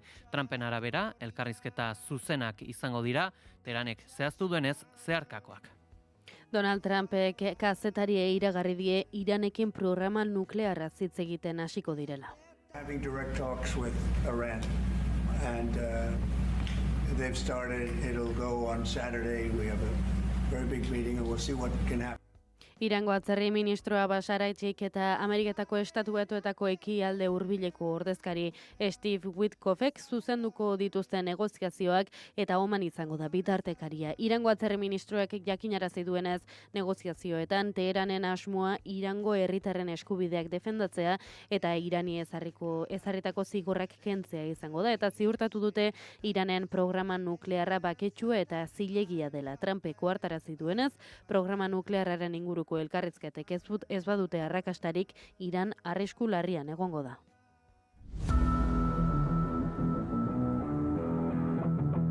Kirol aria, naiz irratian.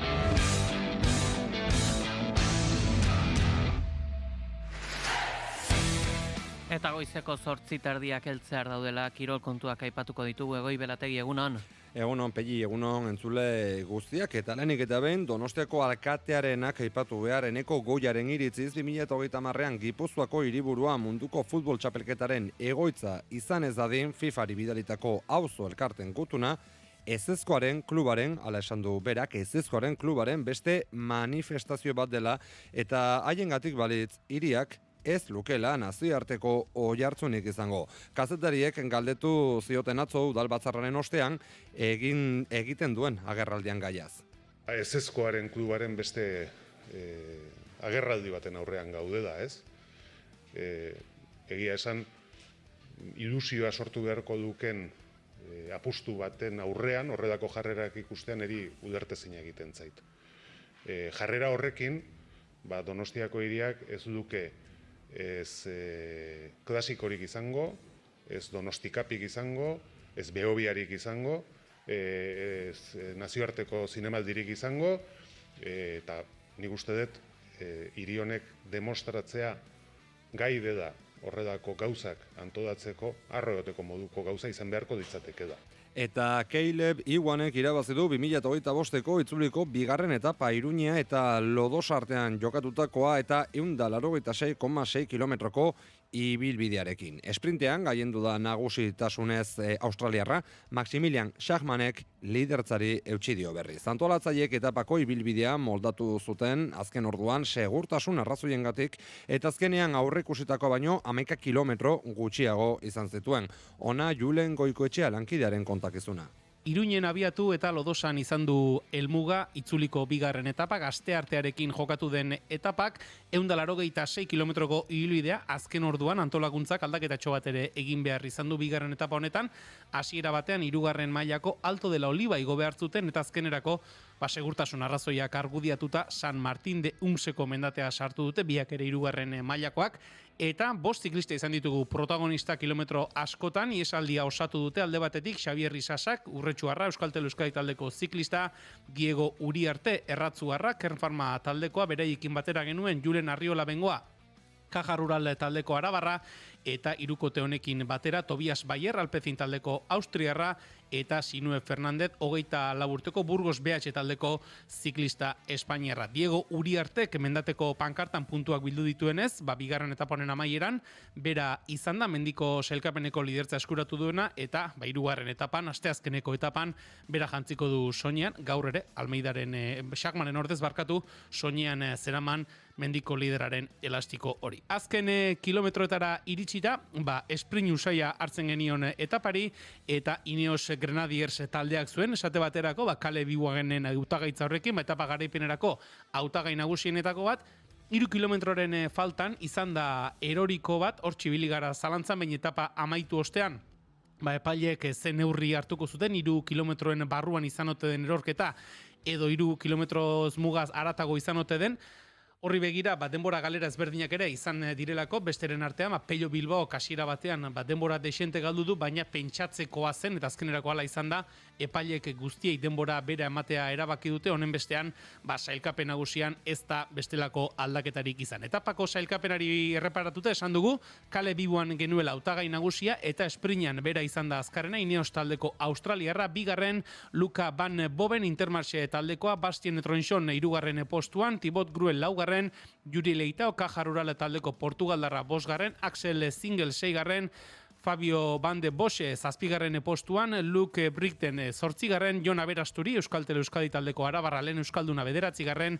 eta Anders Foldager izan da 10. postuan helmugaratu den ziklista. Sailkapen nagusiari begira, Maximilian Schachmannek jarraitzen du lidertzan, bihar ere 3. etapan ere bera izango da lider elastiko hori soinean eramango duena, 2. Joao Almeida dago, denbora berean 3. Florian Lipovitz 3. postu horretan segundu batera, 4. Ethan Hayter 6 segundora, 5. dago Blasov 10 segundora, 6. Ilan Van Bilder 11 segundora, 7. Kampener Txamabira atzerapen berarekin, 8. Eskelmose, 9. postu Bruno Armire 13 segundora, eta Michael Leonard, Ineos taldeko ziklista, sailkapen nagusi horretako 10. postuan ikus dezakegu 18 segunduko atzerapenarekin. Asteazkenean 3. etapa jokatuko da, Zarautzen abiatu, eta Beasainen izango dute helmuga txirrindulariek, 156 kilometro pasatxoko bilbidea, eta 3. etapa horretan jada mendateak agertuko dira, hortxe izango dute, lehendabizi Meagaseko pasaera hori, Andazarrate ondoren, Alkiza, Santa Ageda, Mandubi,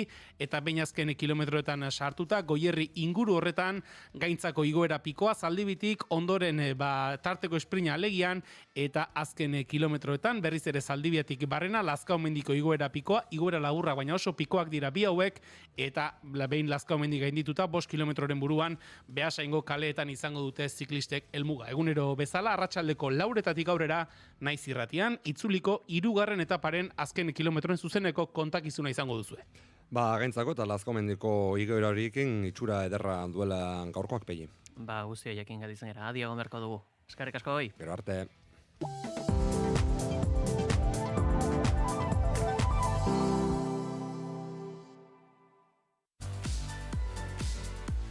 Burdindegi honek zelai artifizial eta konposite lurzoruko sorta handia dauka askotariko terrazetarako. Alkain Hondarribia eta Alkain Astigarraga. Erantzunik profesionalena, lorategiko ekipamenduetan, hidrogarbigailuetan, kanpoko argiztapenean. Bai, Alkainen! Euskal Txirrinduzaleen itzordurik garrantzitsuenaren edizio berri bat. Naiz Irratian. Trekeko bat izan da erortzen lehena, Renko Benepulberara errepidetik atera da, baina aurrera... Erori Renko erori da. Apirilaren 7tik 12 Euskal Herriko itzulia. Julen Goikoetxeak eta Inigo Asensiok aurkeztuta. Arratsaldero, 4etatik 6etara eta larun batean arratsaldeko 3:30 6etara. Euskal Herriko itzulia. Naiz Irratian. Kaixo Nerea, zer berri? Zarrak berrian ber. Ara, jertxe berria daukazu. Erosi berria bai? Nabaritzen da bai berria. Bani berri bat emateran ator. Bota. Naiz Irratiak Euskara lantzeko podcast berria estreinatuko du. Ara? Ara ez, Adi eta Ari, Euskara lantzeko podcasta. Astelenetik ostiralera 9:10 gutxitan Naiz Irratian. Eta podcast plataforma guztietan, noski? Eta zeintzuk izango dira aurkezleak? Bagu biok, Ander. Ara, hori bai dela berri ona. Izugarria. Zoragarria. Demasa.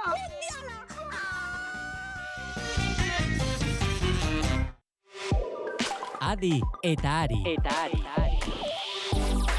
Euskara lantzeko Naiz Irratiko podcasta. Hartu egunero 6 minutu eta hobetu zure euskara Naiz Irratiko Adi eta Ari podcastarekin.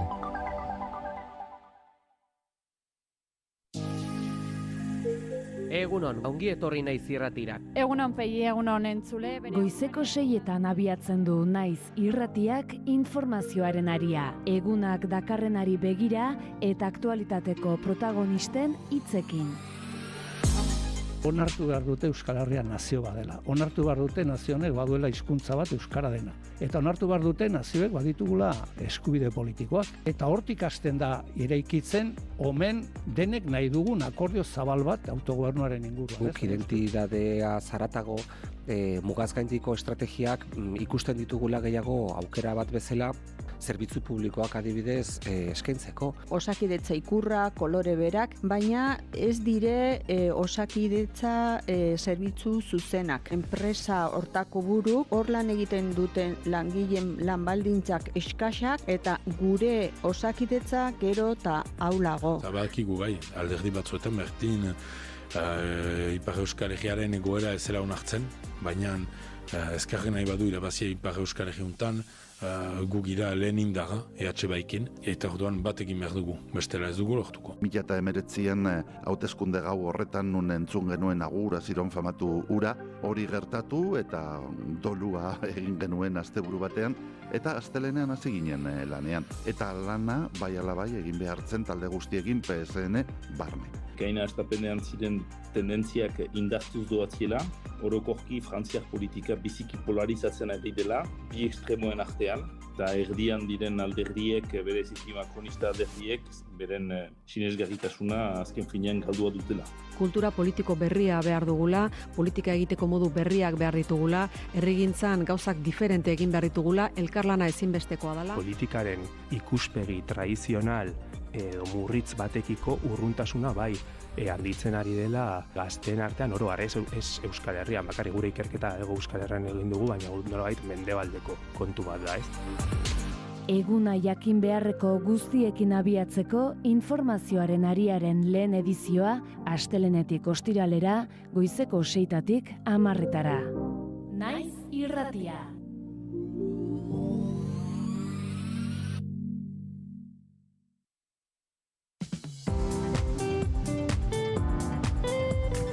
Informazioaren aria. Goizeko 9:00 gutxi ertzaintzaren lehenbiziko promozioko azken agenteak erretiro hartu du, baina berriki ere, segurtasun sailak 473 ertzain postu deitu ditu. Euskal Poliziaren egoeraren berri izateko gurekin da Bingen Zupiria, segurtasun sailburua. Sailburu jauna, egunon.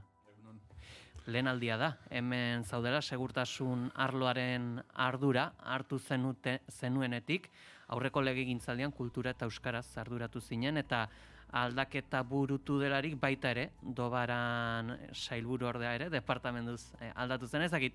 Interpretatu daiteke hau akaso ertzaintzaren euskalduntzearen misio gisa, zilegi izango litzateke hau? Bueno, batez ere nik uste dut ulertu behar dela, sailburu persona bat da, ezta? Sail bakoitzean, baina persona batek berez eta bakarrik ezin du ezer egin. Taldeak behar ditu, eta, bai Miren Dobaranen izendapenarekin, eta bai Ricardo Ituarte, eta Joana Egiluz, eta nerekin lankide diren beste guziekin, batez ere egina izan dudana da, talde bat osatu, esku artean daukagun gai komplexu hau, alik eta profesionaltasunik handienaz kudeatzeko. Galdetuko dugu ere, ertzaintzaren euskalduntzeaz ere, pixkat gaur egun polizia agente batek euskaldundu nahi baldin badu, edo zer nolako baliabideak eskaintzen dizkio ertzainak? Euskalduntzeko baliabide guztiak ditu. Esan beharra dago, eta uste dut garrantzitsua dela, bizitzaren eta profesiore gehienetan gertatuko den bezala, gero eta gehiago direla, gutxienez, bebi maila eskuratuta lanpostu deialdietara iristen diren personak. Hau gertatzen da, arlori gehienetan, eta hezkuntza sistemaren erreforma ere neurri handi batean hizkuntza helburu hori betetzera bideratu dugu, eta hori lortzeko esperantzarekin. Hori batetik. Bestetik, baliabideak daude, bai liberatu eta eskolak hartzeko, eta baita ere, formazioaren barruan ere araututa dago ikaskuntza bat. Eta beraz nik uste dut baliabideak badaudela. Horre, beste kontu bat, gaur egungo ertzaintzaren baitan ere aipatzen dena da, horre ertzainen generazio berrietan Blue Lives Matter mugimenduak eragina duela. Zer esango zenuke honi buruz?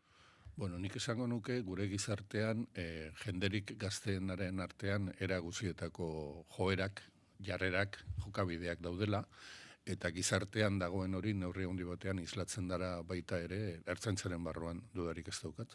Horregatik da importantea selekzio prozesuetan oso modu argian eta transparentean, baina zehatzean jokatzea, eta baita ere horregatik da importantea aukeratzen diren pertsonaiek formazio egoki bat jasotzea akademian dauden bitartean.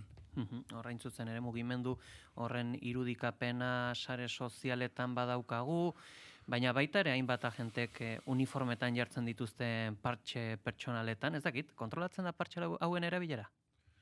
Nik baiet esango nuke, baina ez nuke eskua zutan jarriko, ez? Zanet, instrukzioak daude, bakoitzak nola jantzi behar duen eta nola ez, eta hori modurik eta zehatzenean betetzea izango litzateke helburua, ez? Egia da baita ere, gizartean gauzasko aldatzen ari direla, eta horrek eramango dituela seguruenik kasu askotan berrikuspenak egitera, ez? Adibidez, uniformidadeari lotutako aginduak esaten du ez litzatekeela agerian zeharik eraman beharko, marrazkirik eta tatuajerik, eta hori idatzi zenean gizartean seguruen ez zauden orain bezala zabaldu eta tatuajeak. Zer egin behar da horren aurrean? Uste dut gogoetarako gai egoki badela. Horre, Euskal Autonomia Erkidegoan gorputz polizial ezberdinak daude, atzo bertan Polizia Espainiarrak furgoneta bat ere aurkeztu zuen hortasun agiri nazionalak egiteko. Gobernu ordezkariak ere elkarrizketa batean esan zuen bere helburua zela gorputz polizial Espainiarren presentzia normalizatzea. Zakita, apaldu egin da ertzaintzaren sorrerako printzipioetako bat hau da polizia integrala izatearena eta albez hainbeste zabaltzea bere gaitasunak. Nik uste dut argi eta garbi finkatuta dagoela Gernikako estatutuan, bere 17. artikuluan, zer dagokion ertzaintzari eta udaltzaingoei, eta zer dagokion Espainiako Polizia Nazional eta Guardia Zibilari. Eta egia da, 40 urteetako historiak erakusten duela oso adi jarraitu beharreko gai badala, eta nik uste dut horrela egiten dugula, eta horrela egin behar dugula aurrerantzean ere. Badira, erresistentzia batzuk estatuan, hori ikusi dugu adibidez oraintzu portuetako eta aireportuetako eginkizunak hartu dituenean ertzaintzak, nolako resistentzia politikoak eta profesionalak eta beste batzuk beste maila humanoago batekoak egon direnez. Beraz, legea betetzea dagokigu danoi, eta guri dagokigu lege betetze horren inguruan exigenteak izatea Madrileko gobernuarekin. Horre, udaltzainak aipatuta ere, orain lan eskaintza bateratuak gauzatzen dira, bai ertzaintzaren partetik, bai udaltzainen partetik. Horre, Euskal Herriko herri ezberdinak berriz, euren eskaintza propioa burutzea proposatu dute. Okerrez banago aipatu zenuen, zalantzan izango zirela lan eskakizun hauek, udalek burutu dituztenak, zergaitik? Bueno, nik ez dut zalantzarik egin nahi. Honek nola izan beharko lukeen finkatuta dago alde batetik 2012an onartu zen segurtasuna arautzeko legearekin, eta gero etorri zen baita ere, eta hau garrantzitsua dela iruditzen zait, udal legea, ezta?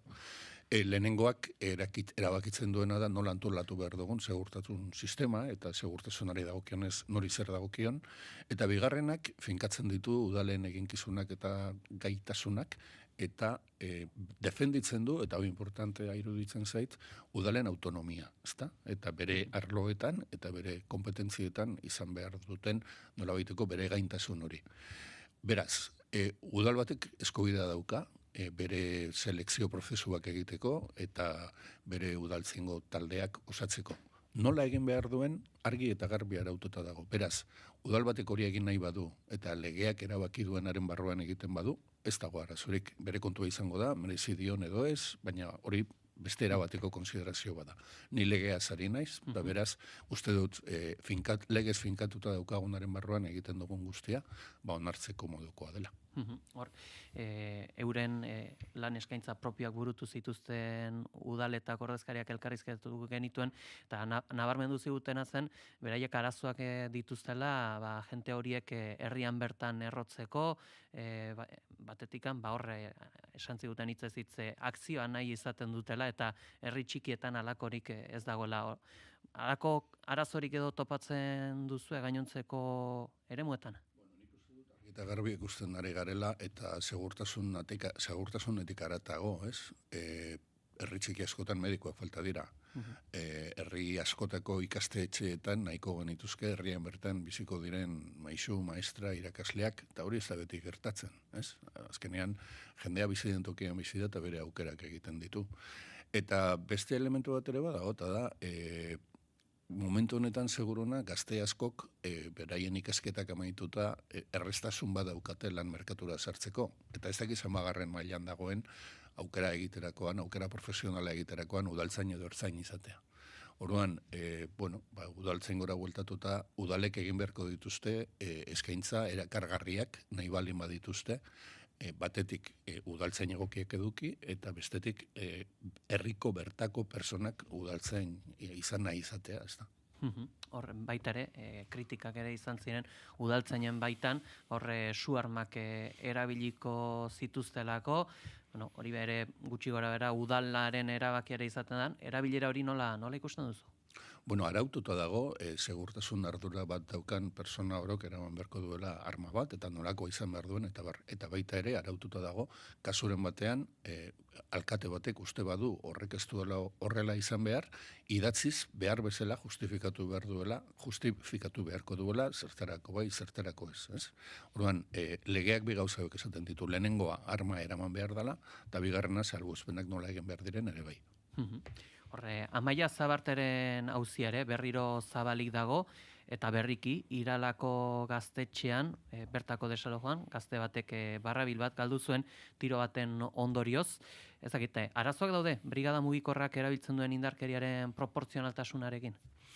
Nik uste dut badazkagula arazo batzuk, ezta? Orokorrean, eta uste dut danon eginkizuna dela arazoiek bideratzea, ez?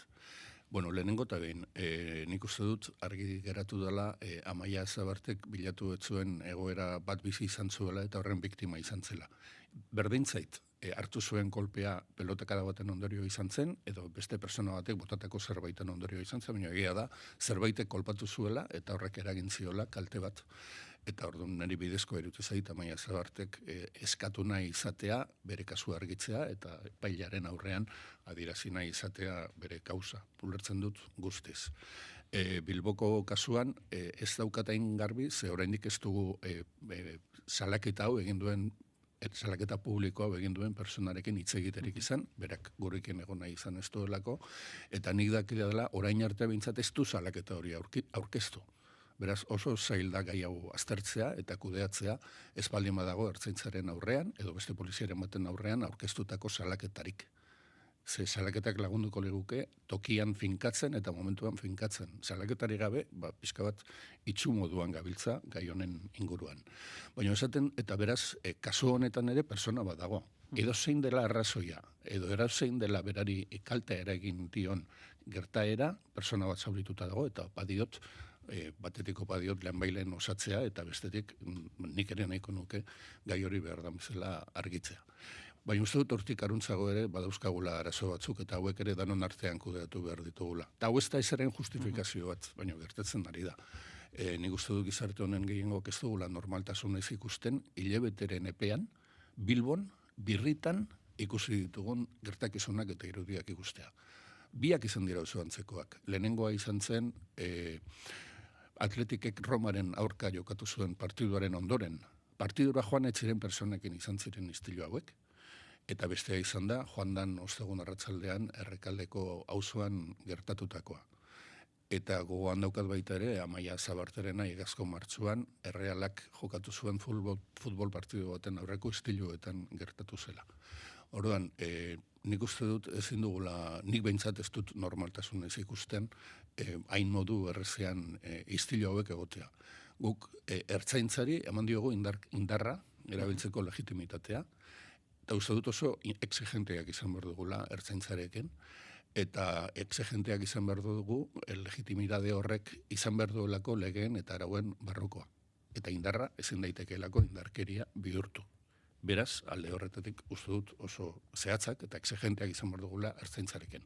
Ta era berean uste dut oso gogorrak eta oso exigenteak izan behar dugula, normaltasuna apurtzen duten persona hauen jokabideekin eta estiluak eragiten dituzten persona hauen jokabidearekin.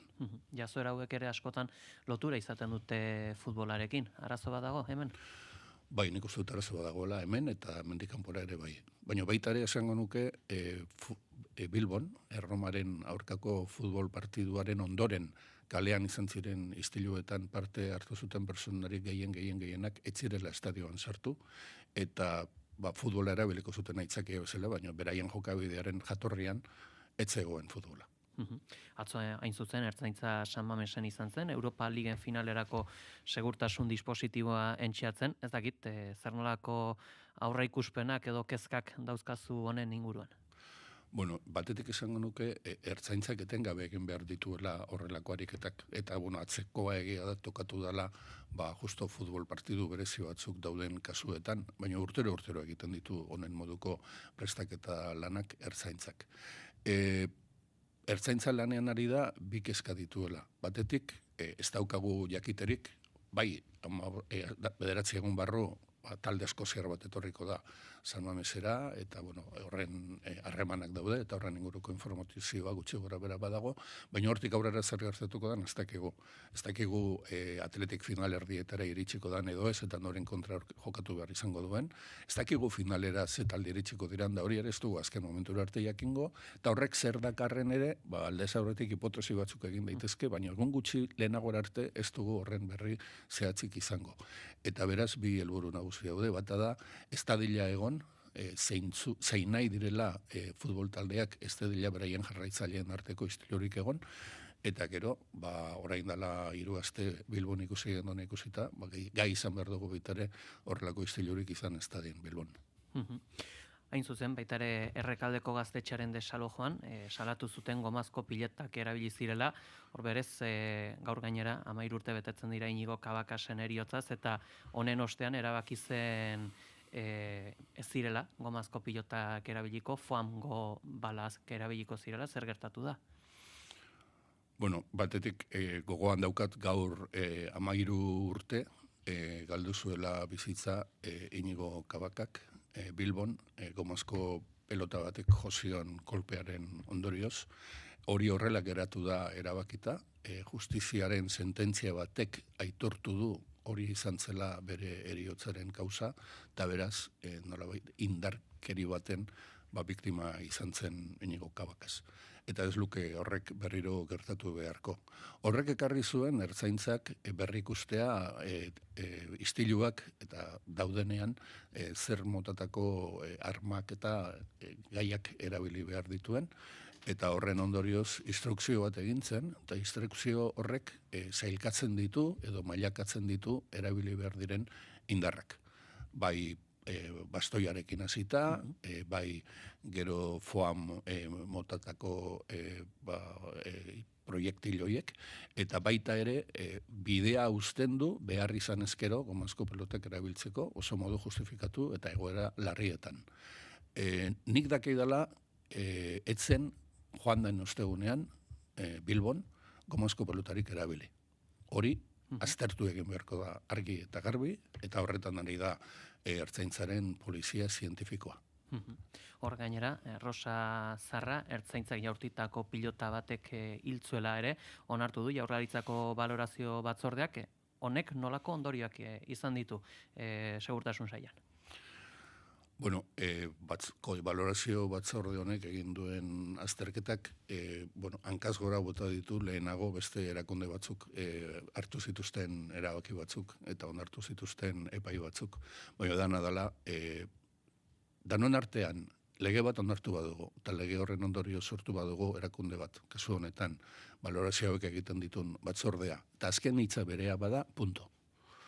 Berea da azken hitza. Eta nik onartzen dut legetik edo lege hartatik sortu zen batzorde honek hartu duen erabakia eta ez daukat. Hori betetzea beste aukerarik ez daukat eta horrela egiten dut eta horrela adierazi diot Rosa Zarraren familiari. Aurreko legegintzaldian ere bolo-bolo izan ziren lan gatazkaren inguruko agerraldiak, ertzainasen lutsa ere sortu zen. Ez dakit, ondoriak izan ditu ertzaintzaren erreputazioan gertatu diren jazoera guzti hauek? Bueno, ni ez nahi zagien personarik egokiena horri erantzuteko, ez? Hori herritarre galdetu beharko litzaieke. Herritarre galdetzen zaienean, herritarre gehienek, eta normalean enkuesta bitartez egiten da, aintzat eta ontzat ematen dute ertzaintzaren lana eta ertzaintzaren jokabidea. Eta gure erkidegoan dauzkagun erakundeen artean, baloraziorik altuenetakoa duen erakunde bezala agertzen da, unibertsitatearekin eta osakidetzarekin batera.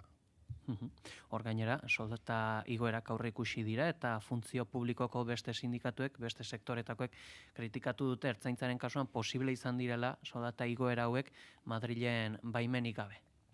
Bueno, lehenengo esango nukena da, ertzaintzaren kasuan sindikatuen partetik nik ala sumatu dut behintzat, egon dela negoziatzeko borondatea eta konpromisoa. Eta hau ez dakit horrela izan den eta gertatzen ari den beste arlo batzuetan. Da bigarrena, guk negoziazioa zigen duenean ertzaintzaren ordezkari diren sindikatuekin argi eta garbi adierazi genien eta horrela bete dugu. Soldata ezin genuela ikutu eta soldata ezin genuela legez ezarrita dagoen, baino gehiago igo. Ertzaintzaren kasuan, beste hainbat arlotan eta profesiotan bezala, soldataz gainera daude gehigarri batzuk edo plus batzuk produktibidadeari lotuta, gauez lan egiteari lotuta, eta bar. Eta hor, hoiek ez daude estatu mailan ezarrita dagoen igoera gehiengo horri lotuta, eta hoiek zeuden izoztuta eta ikutu gabe 2012 urtetik. Eta egin duguna da, hoiek eguneratu, eta horrekin batera egin duguna da, komplementu berriak sortu, ertzaintzak garai berri hauetara egokitzeko behar ditun aldaketak egiten laguntzeko.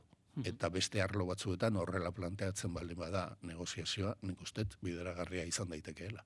Guzti hauekin gelditzen gara, Bingen Zubiria segurtasun sailburua, eskerrik asko gizonetan gurera gertu diratzagatik. Eskerrik asko zuei.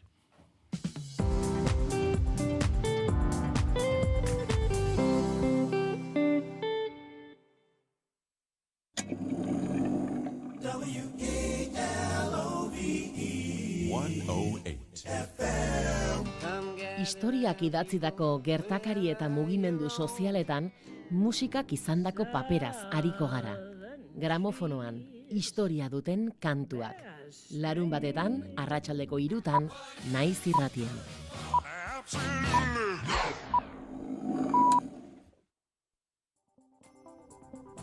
Informazioaren aria, Naiz Irratia.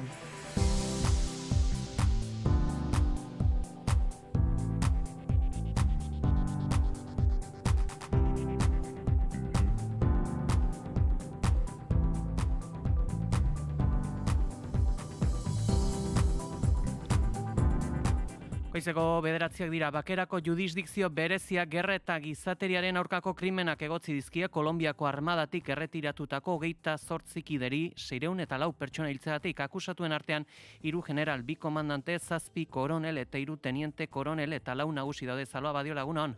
Egunon Pegi eta egunon entzuleok. Egia aitortzeko salak irizpen hau egin du Kolonbiako armadak operazioen emaitza gisa erregistratu zituen 786 heriotza ikertu ondoren. Horrek esan nahi du erakundeak prentsaurrekoan adierazi zuenez aztertutako borrokako bajen 176 faltsuak izan zirela 2002ko urtarriletik 2008ko urrira bitartean ikertutako 19 unitate militarrek eman zituztenak. Aldi horretan salatutako 600 heriotza baino gehiagoren artean 31 indigena, 26 adingabe eta urdeun zegoen emakume bat daude. Orain arte 14 biktimaren gorpuak bakarrik entregatu dira modu duinean aurkitu eta identifikatu ondoren, eta oraindik 122 biktima identifikatu gabe daude. Eta nazioartean jarraituz gutxienez 98 pertsona hil dira eta 100 gora zauritu Santo Domingoko Dominikar Errepublikako jet set dantzaleku ezagunaren sabaia erorita.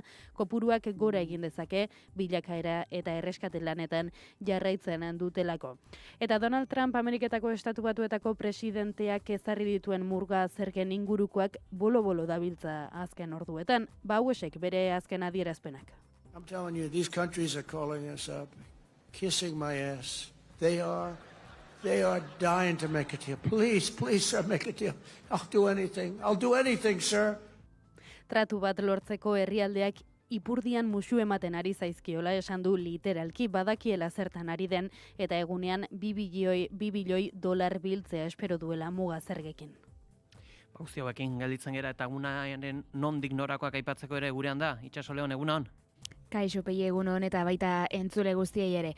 Bizkaiko eta Arabako batzar nagusiek zerga berrikuspena onartuko dute asteazken honetan osoko bilkuran eta Gipuzkoakoetan EH Bilduk aurkeztutako osotasunerako zuzenketa bozkatuko dute. Gainera politika kontuetan ere PSE eta EH Bilduk bilera egingo dute gaur azken alderdi honen egoitzan eta ABek agerraldia egingo du legebiltzarrean euskaltegian jendeak izena ez emateko arrazoiei buruzko azterketa aurkezteko. Bestalde Nafarroan funtzio publikoak greba dauka gaurkoan eta mobilizazioak espero dira gaur goizean zein arratsaldean zehar, baina ez da lan gatazka bakarra gurean, izan ere Sunsundegiko enpresa batzordeak elkarretaratza egingo du Altsasun lantegiaren etorkizunaren alde. BSH-koa berriz Nafarroako industriaren elkartearen parean elkartuko da Kordobilan eta Usansoloko ospitaleko kaleratzeak direla eta ELA sindikatuak agerraldia egingo du. Azkenik mundu mailan besteak beste Gazan izango dugu begirada eta baita Alemanian ere kontserbadoren eta sozialdemokraten arteko gobernu akordioa aurkeztu behar baitute bertan. Edertu ba, hauekin gelditzen gara. Eskerrik asko. Gero arte Pegi. Eguraldia eta trafikoa Naiz irratian. Errepide okinez badu nabarmentzeko jazoerarik. Hainbat ibilgailuren arteko istripua egonda gaur goizean, ene bat errepidean 447 kilometroan, Andoainen Madrilgo norantzan, azken informazioak dio autopilaketa handiak daudela norantza bietan, 15 errepidera arte heltzen direnak, errei bat itxita dagoela norantza bietan. Dibili bertatik igaro behar izan ez gero, eguraldiari dagokinez esango dugu, gaur honetan kostaldean, belaino gaitza sartu zaigula, une honetan 14 gradu dauzkagu Maulen, 13 gradu, Baiona, Donibane Garazi, Bilbo eta Donostian 11 gradu Iruñan, eta 9 gradu Gasteizen. Eguraldiaren xetasun guztiak Iker Ibarluzeak. Eguraldia pikin bat ez egon kortu egingo zaigu asteazken honetan. Goizean hodei baxuak agertuko dira kostaldean eta bertan goizean zehar kosta egingo zaio jasotzea eta litekena da txoko batzuetan giro triste xamarra izatea. Gainantzeko lekuetan aldiz goio-hodei fin batzuk salbu, eguraldi eguzkitsu eta ederra nagusituko da goizeko lehen ordutik. Arratsaldeko lehen orduan ordea beroaren eraginez edo pilatutako beroaren eraginez bero-hodeiak garatuko dira eta barnealdeko mendikateetan eta garatuko direnez han hemenka euri zaparrada batzuk izango dira. Eta ez da baztertzen gainera ekaitzak jotzea bereziki Nafarroan. Hala ere ekaitzak ez dira protagonista izango eta gainera egun amaitzerako giroa berriz ere lasaitu egingo da. Haizeak goizean aldakor joko du, arratsaldean iparraldera egin eta bizitu egingo da bereziki lurraldearen hegoaldean. Temperatura minimoak igo egingo dira, 7 eta 12 gradu bitartean errendituko dira. Maximoak aldiz behera ingo dute Kantauri isurialdean, bertan 17 eta 22 gradu bitartean errendituko dira, Hego isurian antzeko mantenduko dira, 20 eta 25 gradu bitartean, gaurkoan temperatura freskoenak kostaldean neurtuko dira, eta altuenak aldiz, erriberan.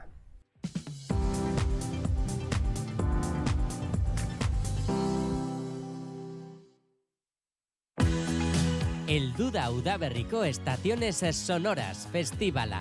Maiatzaren 9 eta 10ean, Kaskanteko Eskola Zaharreko patioan. Ostiralean, Leon Benavente Iariz, eta larun batean, Love of Lesbian eta Trains Bird, eta askoz gehiago. Gainera, kalean ere giro aparta izango da. Ekimen gastronomikoak, kulturalak eta tailerrak etxeko txikientzat agerraldiaren eskutik. Eta hori soilik ez. Doako kontzertuak herriko plazan. Nik Kaskanten erosten dut eszenatokian. Kontsultatu programazioa eta sarreren salmenta irubebikoitz.estacionessonoras.com elbidean.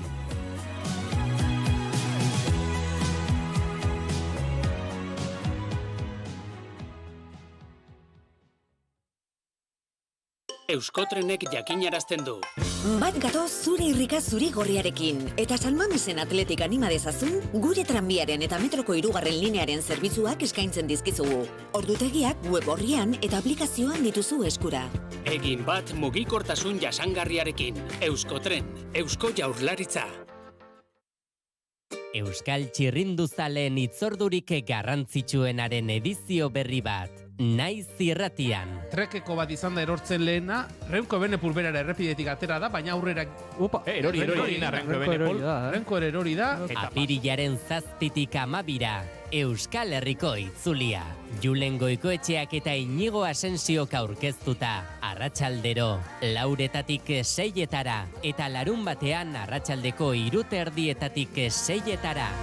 Euskal Herriko itzulia. Naiz irratian.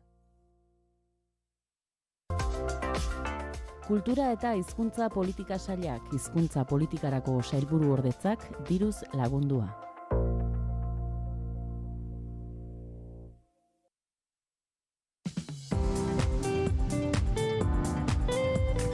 Informazioaren aria. Ikusten ebania, izarrargitxu bat zeruko bakia. Manu Robles Arangiz Fundazioak etxe bat jaso du doaitzan xede militanteetarako. Ez da edo nolako etxea, leku eder izena du, Beskoitzen kokatua dago eta elkartasunean sustraitutako historia duen familia baten etxea izan da. Robles Arangiz familiarena. Etxean bertan izan gara, ondorengoekin familiaren eta etxearen nondik norakoak aipatuz. Etxe honetatik igaro dena ezagutzeko eta etorkizunera begira jartzeko ere gurekin daude Sebas Kristi, Irkus Robles, Iker Robles eta Aratz Robles, Manu Robles Arangiz Fundazioko kidea eta Manu Robles Arangiz beraren semeak. Kaixo? Atoldeon. Txaldeon. Agatxaldeon. Agatxaldeon. Manu Robles Arangiz, zuen aita 1937 urtean erosi zuen etxe hau, Irkus gainera zu jaio zinan urtean, hemen jaio zinen, ala jaio berritan etorri zinen ona? Ni Begoñan sortu nintzen, Begoñan bombardaketa batean. Ni sortu nintzen martxoan 29an, eta ona ekarri ninduten, irailean edo. Beraz, nintzen hemen sortu ez. Zuen kasuan? Ni hemen sortu naiz, mira berezion eta 51an, orko gaineko gela batean, eta hemen guanaiz di. Ez dugu, zuen aita aurkeztu, baina 37an etxe hau erosi izanak badu zergati propioa, nortzen zuen aita eta zuen jarduna zertan oinarritu zen, Iker? Bueno, gure aita handik etorri zen, izan zen elaren sortzailetari bat, eta gero presidenta, 26an Gasteizeko asamblea batean hautatu zuten, han erten den bezala presidente provisional. Eta, bueno, 58 urte izan zen presidenta. Eta bera zirkustek esan duena, bera jaio zenean etorri ziren ona, Bilboko bombardak eta utzirik, eta hemen garai hartan etzen ezer etxe honetan, lehiorik ez oherik, ez estalgirik, ez ezer, eta gero kanpoan baratzerik ez, basarri zahar batzen erosi zutena, dena egitekoa zen, eta arribatu ziren irailean edo urrian, sasoi oso zaila. Ipar Euskal Herrira lagun asko etorri ziren, gerratik iesean, eta zuen aita, eragin politikoa bazuen, elako sortzaia zelarik, pentsatzen dugu akaso, etxe honetatikan Euskal Herriko politikan eragina izan duten lagun asko igaroko zirela, ezta? Bueno, lagun asko ez dut esan, ze hemen etzen gauza handirik, etzen dirurik, eta noizbenka etortzen ziren, eta egon dira, jende famatuak ere, eta elako jendea ere, baina ez uste hainbeste jende etorri danik. Gero alemanak joan zirenean agertu ziren pixka bat, batzuk gehiago, baina hasieran ez hainbeste. Errepublika garaian zuen aita ere, diputatua izan zen, horri biliko zen, estatutuaren negoziak eta hartan, hitz egiten zizuen horri buruz? Iker txipi egia zen, nahi banituen urte batzuk, baina gurekin ez zuten norbeit, bere lagunetariko norbeit edo etortzen bazen, beraiek geratzen ziren, eta guk kanpora joan baik ginen, beste norbaitera. Hori disiplina izan da, eta oso ongi eraman genuena, alemanen garaian bereziki, hemen sartu zirenak, pasatu ziren jende andana bat iesi, joan zirenak Espainia alderat, eskolan aurrak jakin behar genuen hori ez zerraiten, aipatzen ere, edozein gauza aipatzen zen eta salatariak bat zeuden herrian, orduan. Hemen guk harreman gutxi izan ditugu, eta nik txikia nintzen, eta Iker asko zere txikiago, orduan, garai hartako ferak gutxi, jente gutxi ezautu gendun. Gero bai, alemana joan zirenean agertu ziren lagun batzuk, eta noizbinka egiten zuten bazkari bat, edo guk kanpora joeten ginen, lehenik jaten genuen, eta ez ginen nahazten. Aitak bere disiplina zuen eta disiplina handia gainera. Iker, akaso hola baita ere zu txikiagoa zinen, baina hor babesean mantentzeko ere diskrezio puntua edo inozentzia puntu hori mantendu beharko zen? Guk etxe hau izan da garaiaietan, alemanen gerla garaia eta garaiaietan, etxea zen gure babeslekua, gure ideia guztiak egiteko gure nahi genituen teatro antzerki eta gauzak egiten genituen gure adinekoen arabera, gure adinekoak. Baina, bueno, beti bagenuen zeozer edo dantza edo kantua edo zeozer egiteko. Orduan, gure bizitza hori izan da, eta gero, kanpoko lanak, bakotxak bazuen bere lana, egunero egin behar zuena, 5 urterekin edo 4 urte edo 7 urterekin. Alemanen garaian, hemen egon ziren jente asko pasatu zain gure bordatik, guk genuen egin beharra, ez hilabete guzuiz, baina garia behar zen ogia egiteko. Pasatzen ziranak ogia frangotan behar zuten jateko, zeozer behar zuten, eta alemanek bazakiten zenbat gari ehuntzen genuen errotan, eta hortarik pasatzen bazen, gehiago egiten bazen, bazakiten norbait gehiago bazegoala etxe horretan. Orduan zer asmatu zuten aitamak? 5 kiloko zakuekin, nire anaia, ni baino 2 urte gehiagotanik, gauaz tokedekeda ematen zutenean alemanek bederatziak eta erditan errotara joaiten ginen, bide bastarrean itxoin, kotxe bat pasatzen zen argi batekin, eta orduan joaten ginen lasterka zera gana, errotarien gana, zakua, eoa, ematen zigun, beroa, neguan, bereziki, eta etxera kartzen genuen, bakotxak 5 kiloko sakutxo horrekin, zapetak aurrentzako, ez zegoen lokatzerako zapetarik, ezer, orduan, katiuskak edo horiek ez ziren existitzen ere. Orduan zer egiten genuen, gure anai zaharren botak ezarri, bedar idorra barruen sartu, estakatu korda batekin, eta horrekin egiten genuen joan etorria. Azkenean 4 kilometro ziren, edo 3 terdi olako ziren. Eta denbora txarrarekin, kaputxarek ere ez genuen, zakua itzulita kaputxa bat eginda, eta soka batekin tolotu, eta hola egin genuen ezagizen bat aldiz, 2 urtez. Horiek ziren gure lanak.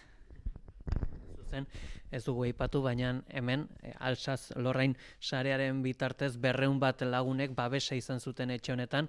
Etxeko ze puntutan babesten ziren? Oai, guria ezten, hemen alboan dagoen bordan. Borda horrek zuen labea, beko partean, eta goian bedar lehorra esaten duzu ezuek, idorra, goian esartzen zen, eta han sartzen ziren pasatu behar zirenak. Gehienetan 2 edo 3 ziren, baina egun batez egon ziren 7 bat edo 8 bat, baina bitxia zen.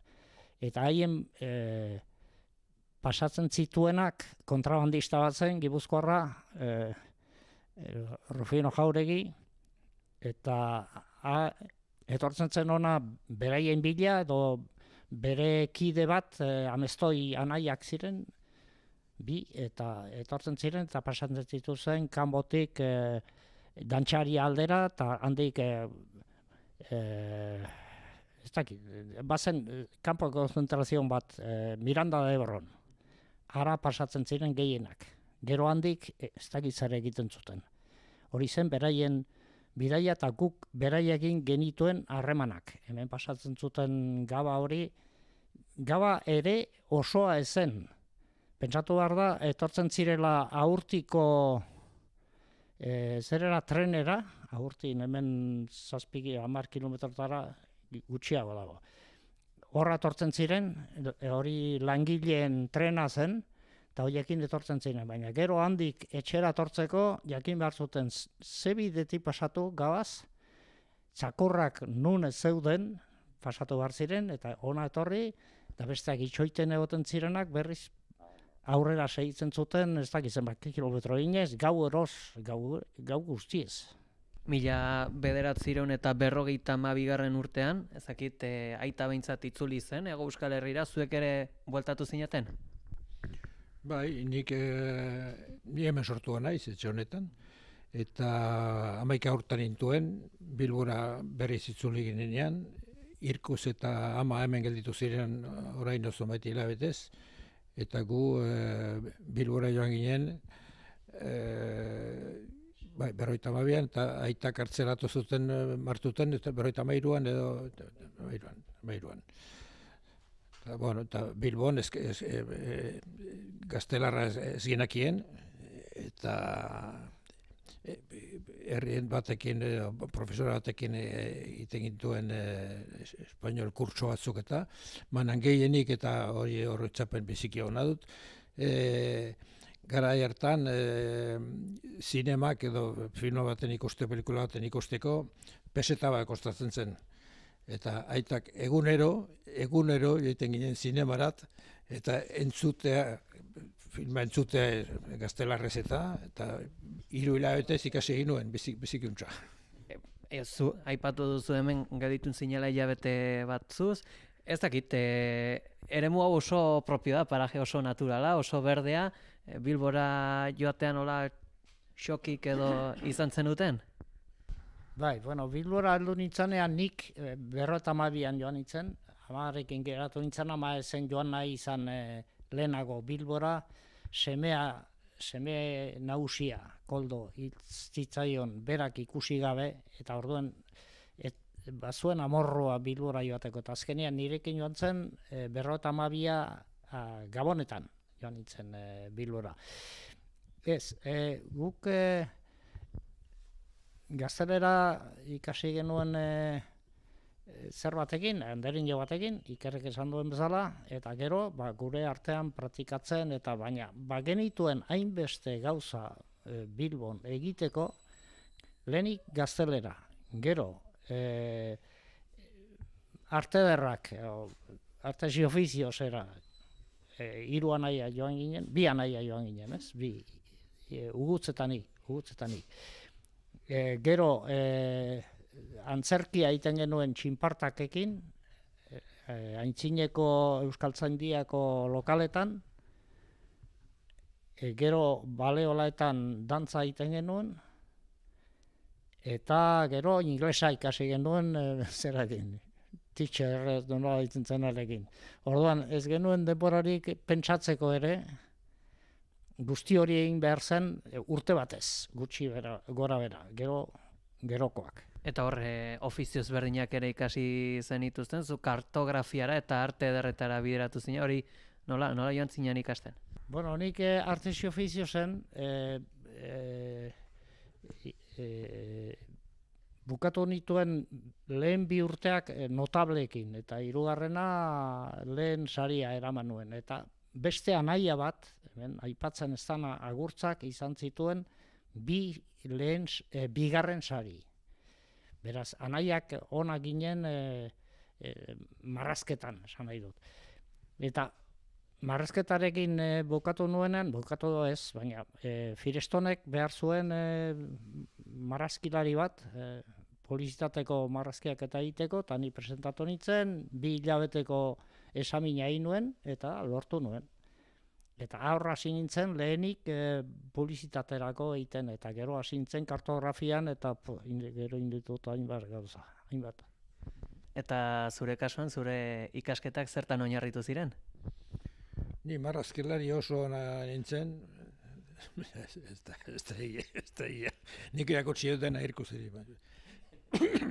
Nik eskolan egon zuen, lizeoan, eta gero denbora berian lan egiten nuen, bidaiko agentzia batean, Zireika ezen zen, eta ez dakiz hori honez ala zori txarrez, hango 2 nagusia ziren Juder Madariaga eta Jose Manuel Agirre.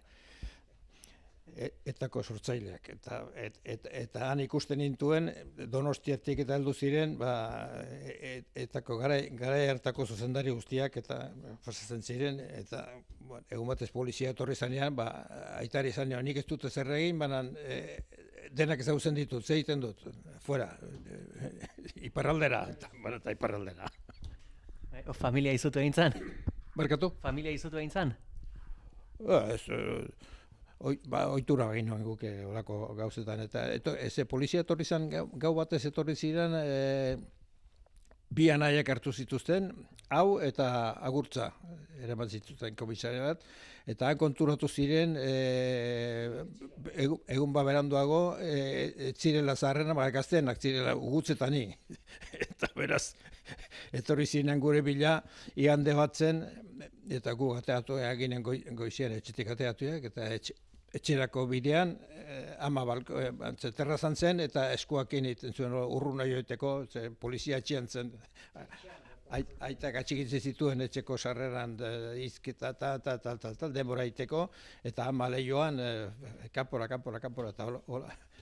Eta arratsalde berian, egin ginuen Donostira jo, nik bidaiako agentzia hortan lan egiten nuen pasportia banuen, eta orduan hartu nuen topoa eta segidoan, eta betiko gauzak urduri zaudenean, topoan jartzen iz, eta bisen jartzen zait gorde zibil bat, eta gaueko behatzetan muga pasatu nuen, eta gero, Donioban Eloitzunen zautzen ginuen familia pare bat, eta ez zuten dirurik gure onartzeko eta etxean, eta bueno, ni egon izan aste bat bakarrik, Daniel Itzunen, eta gutz etorri izan, gutz Donostin, gutzek ezakan pasaporterik, Donostin egon zan lagun baten etxean, eta untzi batekin igaro zuen Hondarribitik Hendaiara, eta han aizan arrainak, zer biltzen zuen bezala lurrean eta hola pasto zuen. Eta gero, Donibane egon ginen, kasi kilabete bat, Astapenean Hondartzan lo egiten genuen, martxua zen, eta aste batez Hondartzan lo egiten genuen, gau guziz biok. Egunkari batzuk hartu eta gorputzek eginean bero pixka bat egiteko, martxuan bai. Eta gero, bueno, bazia jende betiko ez dut izenik aipatuko, Donibane bizi ziren jendeak biziki abertzaleak eta Manuren semeak, zerbait behar bauzue eta etorri etxera. Eta hango bertako familia batzuek ikustez ezagutzen gituenak, eta etorri bazkaltzera, eta etorri ofeltzera, eta loitera, eta hori bai, eta guriak dausez, hola da, bizia hola da. Horre, pentsatzen dut, nagusi hoiekin, lanean hitz eta pitz egunero politika kontuetaz izango zinatela, ez da? Sekulan. Berek ezakiten konturatu eginela, ze gainean bazituzten olako mugule batzutan eta paperak usten zituzten modura, eta nik ikusten dituen, eta papera, dena banazkien. Eurek sekulan ez zuten deusik aipatzen. Pixkat itzulita ere, familiaren kontuetara, zuen aita eta gehienak edo 1960 etxera bueltatu zinaten?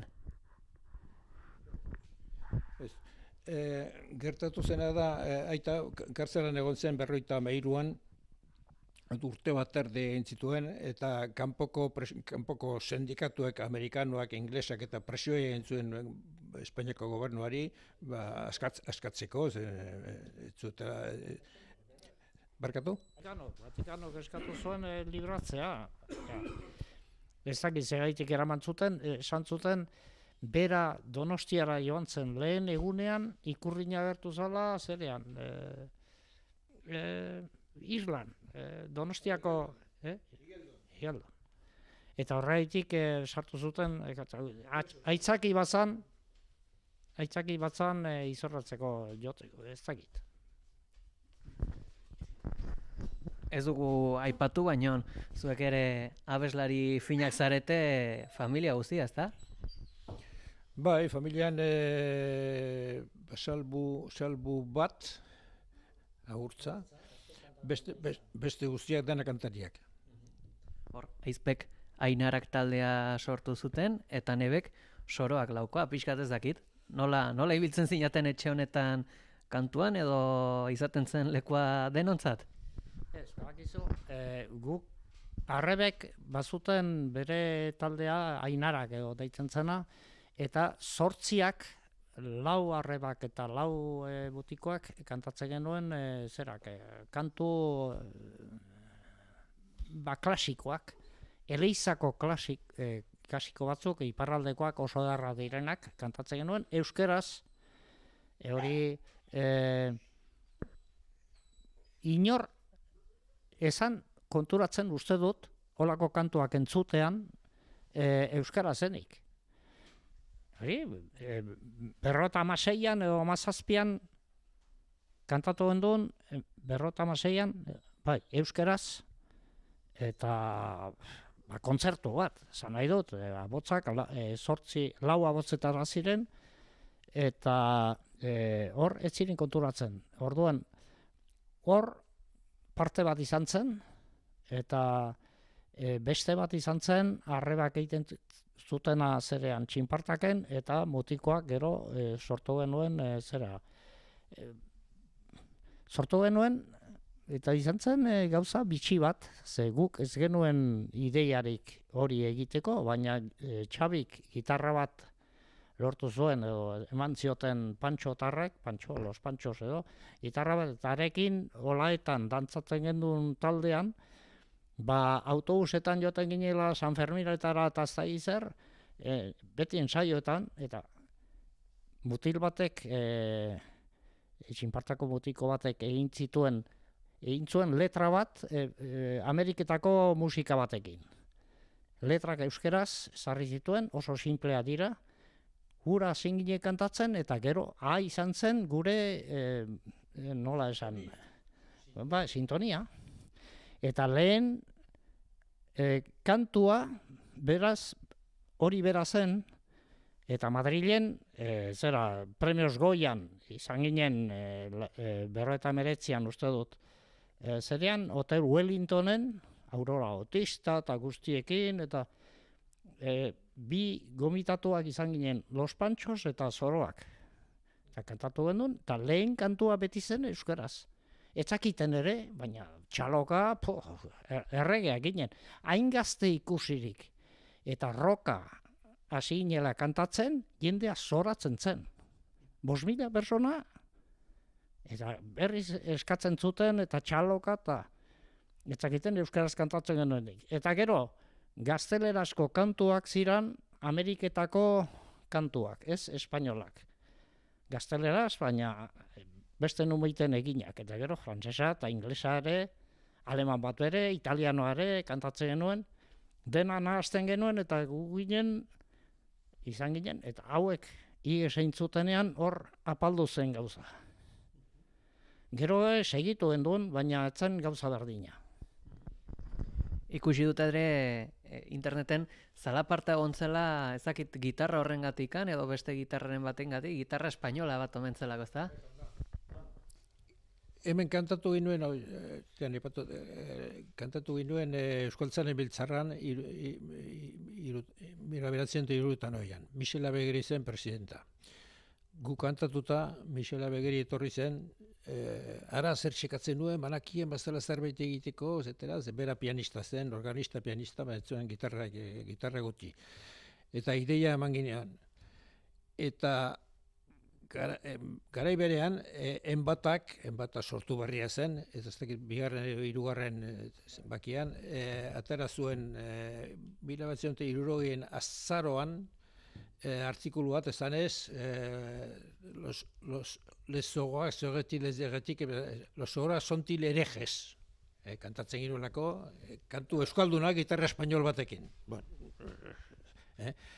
Hora sortu, eta gero Michel Abegeri ondoko urtean, emazte etorri zen honat, leko herrerat, eta joan ginen Garbinen arrebatani, kanbora bere etxerat, eta kantatu zegoen bere lehenbiziko kantuak, eta nahi zuen gure idea ze pentsatzen ginuen guk bere kantu hortaz, eta hola hasi zen gero, baina ideia guk eman ginion, gu hasi ginen gitarra espainolarekin. Beti esan da, eta ez dakit noki idatzi zuen lehenengoz, Michel Abegeri hasi zela, lehen diskoa 71an egin zuela, eta hori ez da egia. 71an etorri zen bere emaztea Leko Herrera, etxe hontara, Iker eta Ugutz gaixori zegoen, eta Garbine joan zen, etxera, berak jakin nahi zuen, berak egindako kantuak pianoz, zeintzuk ziren hoberenak edo bere lehen diska presentatzeko. 71an hori.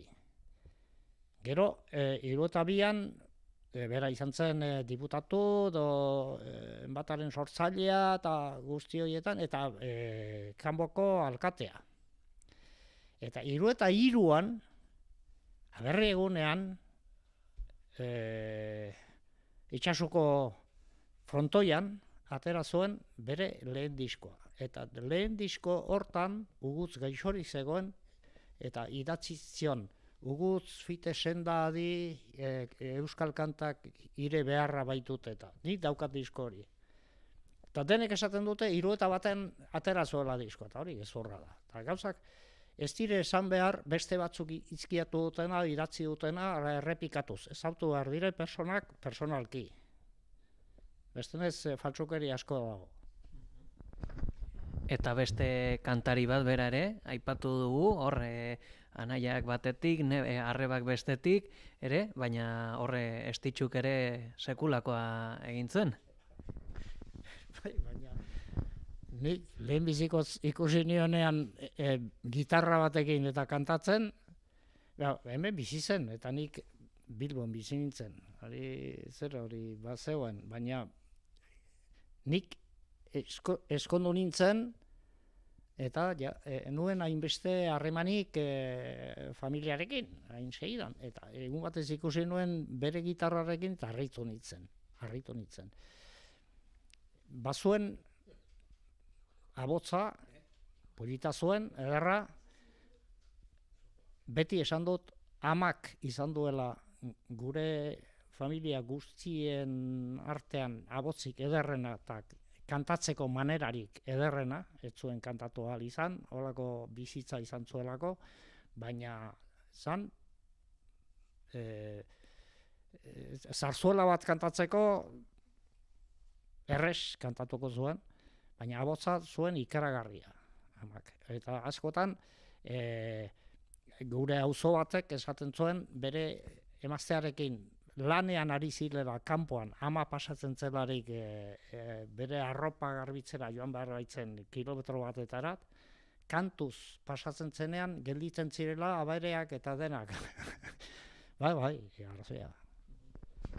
Agian ez dakite familiaren afizioari kantuarengatik hortik dator amaren gandik? Bai, eta bere familiaren gandik, bere osabak ere kantatzen zuten, Josek eta Carlosek kantatzen zuten ikaragarri. Eta bere aizpa gazteena operarako ikasi zuen, Argentinara joan zen, eta urte askotan kantatu zuen Argentinako teatro handienaren koroan. 82 urtera artean kantatzen zuen. Abotza izan zuten Bernaolatarrek. Ba ez dakit, pixkat denboran eman ditugu, salto batzuk, eta seguru aski gauza gehiago aipatuko genituzke, baina hemen gurekin da ere, Xebas Kristi, eta ez dakit, orain Manu Robles Arangiz Fundazioak jaso duela, etxe hau doaitzan, pentsa genezake hastapenetako bat edo lehen egin beharretako bat izango dela familia honen oroimen guztia hemen jasotzez da?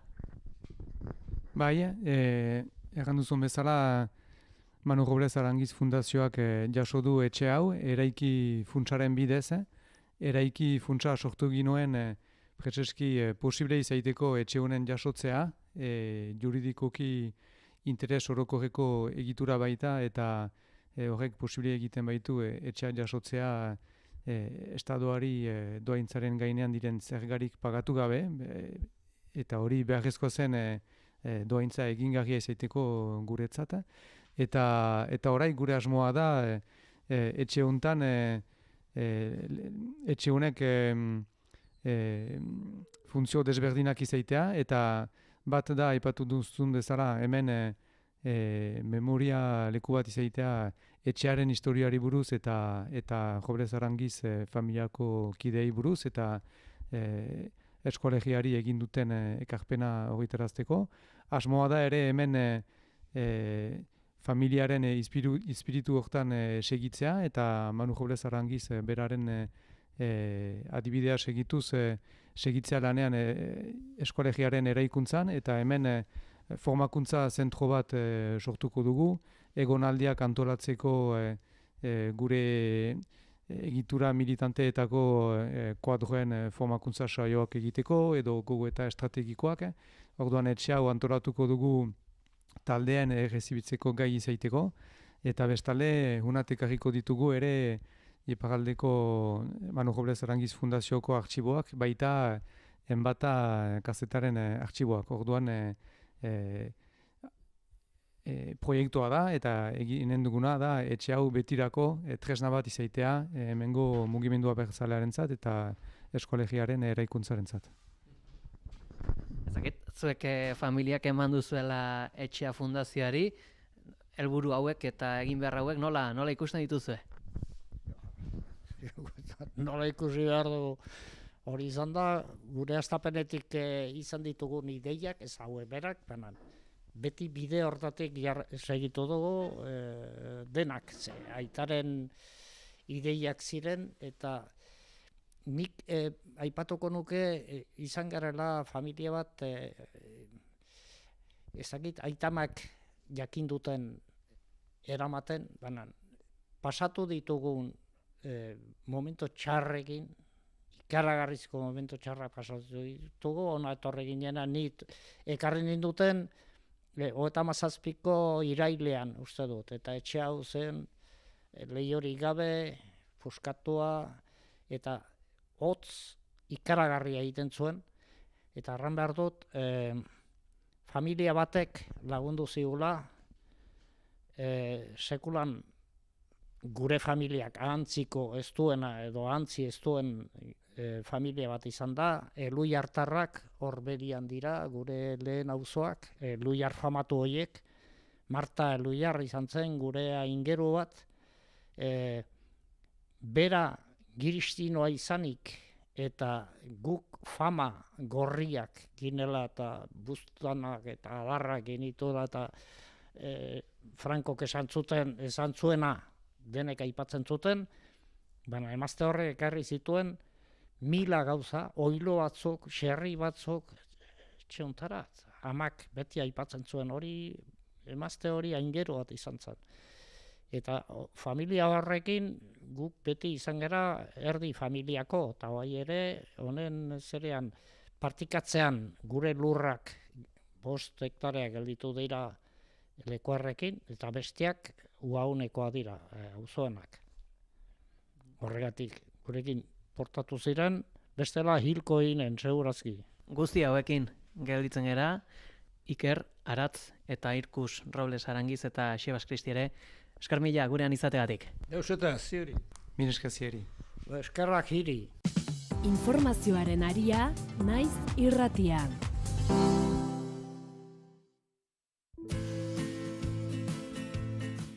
Pertsona baten arrastoa nolakoa izan den ezagutzeko aproposa da bere inguruan galdetzea. Berriki, Eneko Bidegain kazetari eta idazleak Kepa Anabitarte bizitza bat herriari eskainia liburua argitaratu zuen. Eta nabarmenduko dugu, zendu berri den Kepa Anabitarteren bizia ederki asko jasotzen duela argitalpen honek. Gurean izan zen iraganden abenduak 4 Kepa Anabitarteren bizitzaren berri emanez.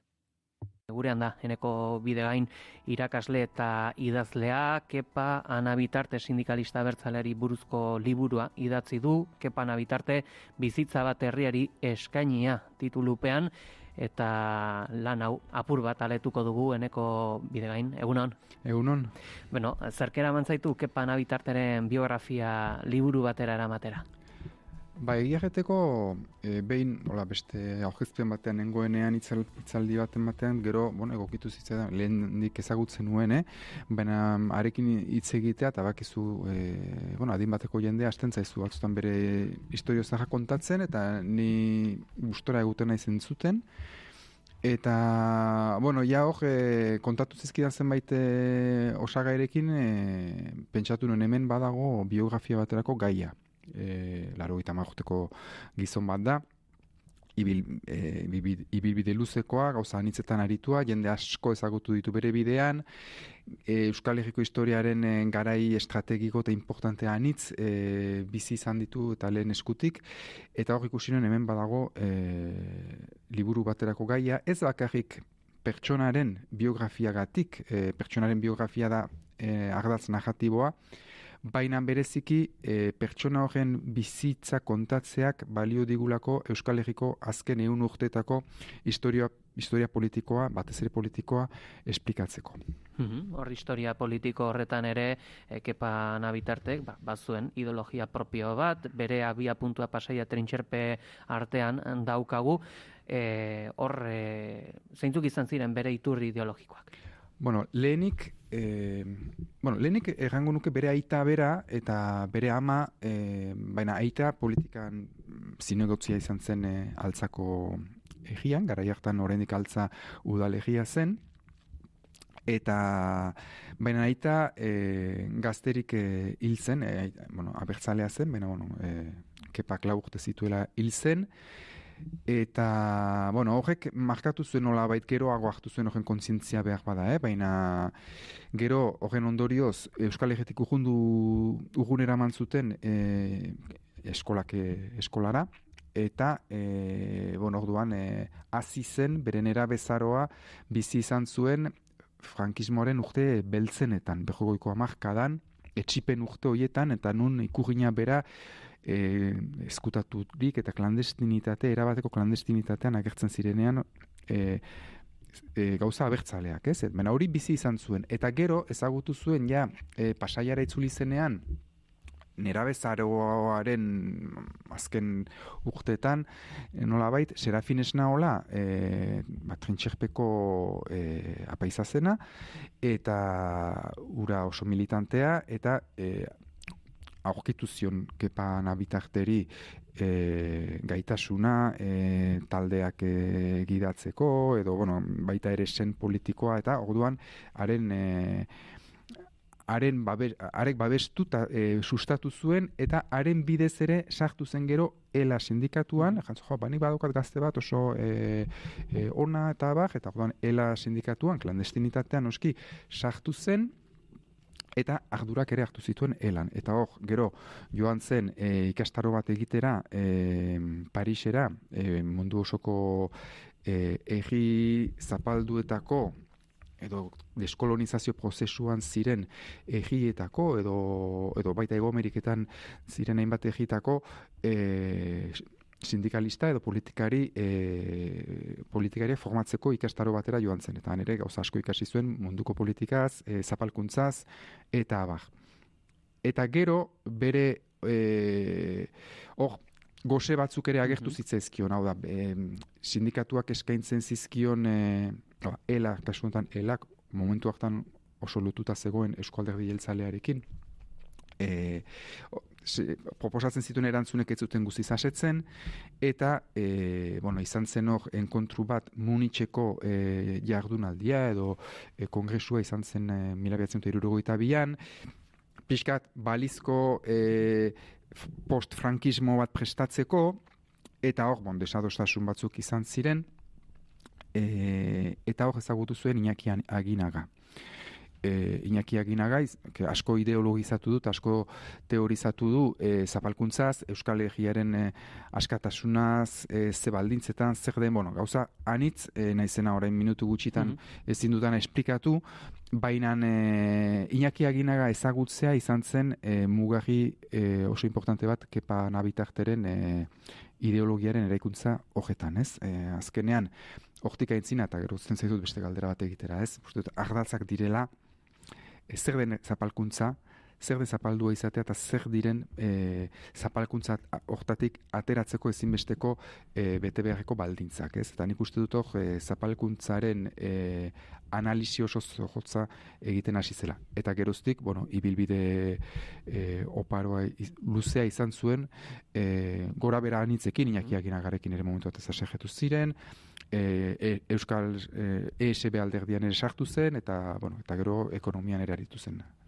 Horra intzuzen, nabarmendu duzu Munitzeko bilkura hori, hor, egin justu, akaso ezakit esan daitekeen Ana Bitarteren bizian gakoa izan zen bilkura hau, baina behintzat espektatiba batzuekin joan, eta gero apur bat damututa itzuli ziren? Bai, kontua da, Kepa Nabitarte bai joan zen pixkat espektatiba batzukin, ematen zuen, ari zela prestatzen zerbait, ez? Franco hil ondorengo Espainiako prozesua, eta hor kontua da Eusko Alderdi Jeltzaleak nolabait akordioa sinatzeari eman ziola lehentasuna, eta akordioa, orduko indar antifrankistak ziren, bereziki Espainiako alderdi sozialista, eta haiekin akordioa sinatzeari lehentasuna eman zion, eta Eusko Alderdi Jeltzaleak beti izan zuen oinagi hori, ez? 1931an ez zuen sinatu akordio bat, Donostiko akordio izan zena, eta damutu zen horregatik, eta orduan geroztik beti pentsatu zuen sinatuko zituztela akordioak. Eta noski, akordio hori Iñaki Aginagarentzat etzen Euskal Herria askatasunera eramango zuen akordio bat, baizik eta Euskal Herria beti ere koan Espainiaren menpe noski Frantziaren menpeko tasunetik ateratzea etzen agendan, Espainiaren menpe segitzea. Egan nahi baita, alderdi sozialista baita ere Euskal Herriaren zapaltzailea dela, ez? Izan zela frankismoaren aintzinetik, Franco gobernu botere hartua aintzinetik ere, Espainiako alderdi sozialista edo Espainiako alderdiak orokorrean Euskal Herriaren zapalkuntzaren eragile zirela, eta hala izanen zirela Franco hil ondoren ere. Eta, Aginagaren argudioek txunditu zuten, kepan abitarte eta adin hartako, edo belaunaldi hartako asko, gazte asko txunditu zituzten, eta haren gibeletik segitu zuten, ez? Eusko Alderdi Jeltzalearen postura politikoa bestela ere nahiko ahultzen ari zen, zeren eta 50ko hamarkada bukaera arte nahiko hegemonikoa zen mugimendu abertzalean, eta 50ko hamarkadan hasi ziren arrakalak eta beste eskaintza politiko batzuk sortzen, ez? Noski, ekin eta gero eta izan zena, baita ere elatik sortu zen gero zatiketa hori, ez? Zatiketa horri buruz ere galdetu behar dizut, jostu arrakala horietako bat ere izan daiteke hor ela ere bazegoela banatua erbeste aldeko zatiarekin, hor klandestinitatean zegoen zatiarekin, bizkat hor irteera horietako batean izan zen Movimiento Socialista de Euskadi delakoaren sorrera zer izan zen hau?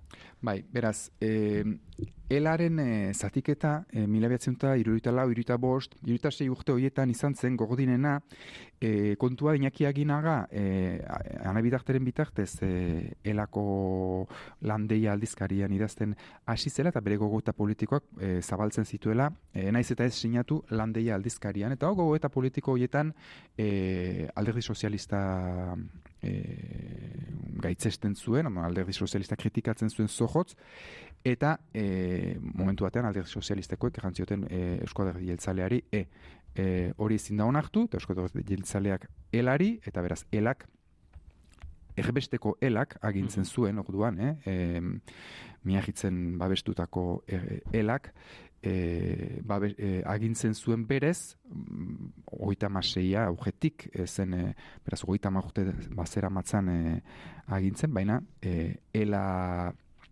klandestineko ela bajuko ela deitzen zena Euskal Herrian da zebilena lantegietan, ura zen de facto mugitzen zena, ez? Hor egon zen zatiketa bat, eta ela ofizialak kanporatu zituen sindikatutik kepan abitarte eta gainerakoak.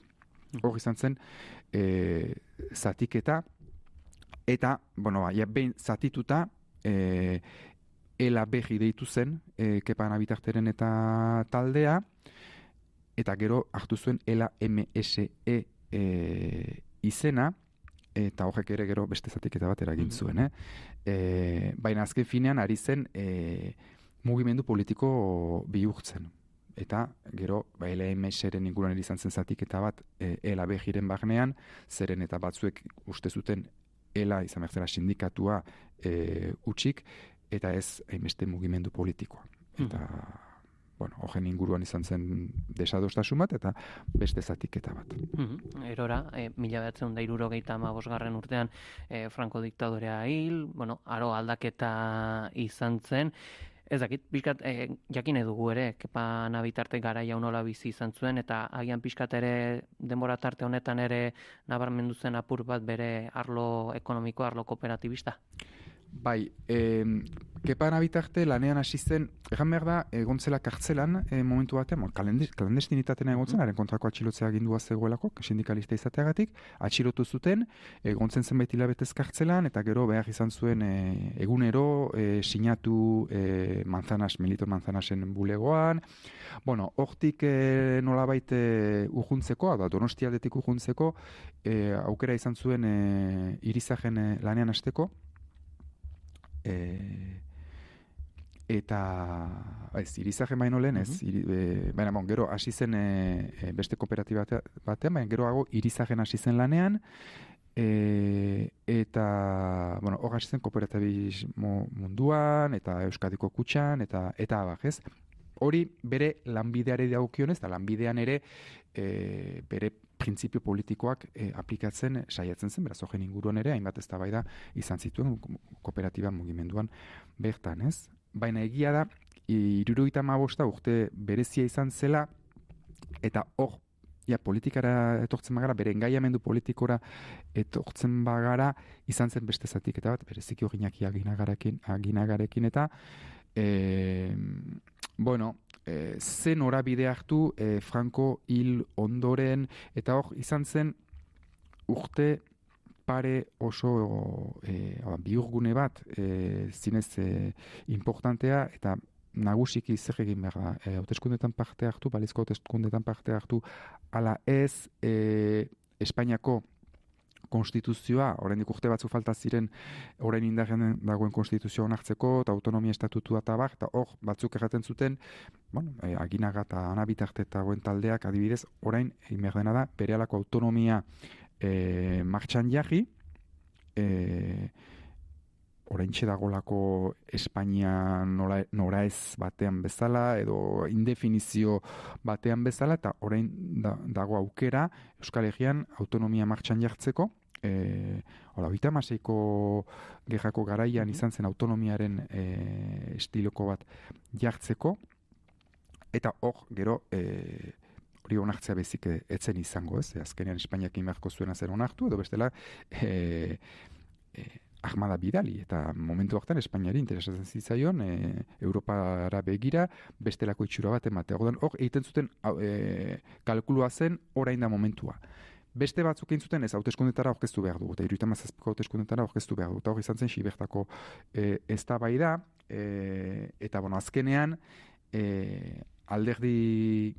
hainbat alderdik hauteskundetara aurkeztera erabaki zuten, eta Kepa Nabitarte berak ere ikusi zuen hor bere taldea ere zatitzen, desegiten, ez zituen ideiak oso ados nola joan augera, edo zeuden nola atera klandestinitate garai horretatik, eta Kepak ikusi zuen momentu batean, behar badago zerbait egiteko autonomia estatutuaren negoziazioari begira, eta orduan pentsatu zuen ESB-en sartzea. Hor, ezinbestean ere arlo enpresarialetikan nabarmenduko dugu, Euskal Komunikabideen edapenerako elkartea enpresako presidente izatea, eta gogora ekarriko dugu, ginen itxieraren ostean, enpresa honetatik sortu zela gara. Sortzelan hauetan, olako rola izan zuen Kepa Nabitartek? Hor, jauzi bat egiten dugu denboran, noski, baina, egia errateko, 75etik eta egin itxi zen 1918an, Kepa Nabitarteren bizien izan dalako parentesi moduko bat, ez? Gero hasi zen behiz 80ko markadan aktibatzen, eta hola, orduan, ekonomia munduan ari zen.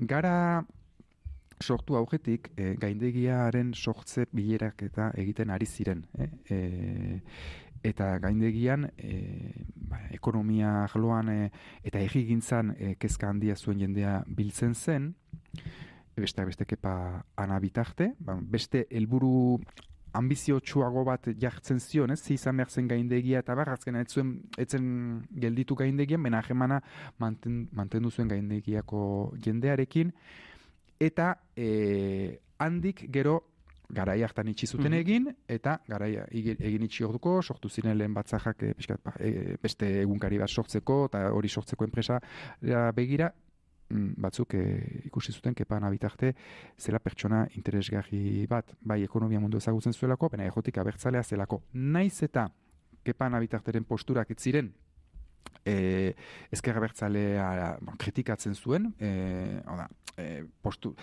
kritikatzen zuten Kepa Nabitartek eta Euzko Alderdi Jeltzalearen postura Madrilen negoziatzearena, edo Ezker Abertzalearena apustua izatea tentsio armatua eramatea, gero Madrilen negoziatzeko bukaeramenan. Hauek erraten zuten, etzaiela giltza eman behar, Madrilei edo Parisi etzaiola giltza eman behar gure egiaren askatasunera begira. Ez negoziatzeko eta guk hartu behar dugula askatasuna.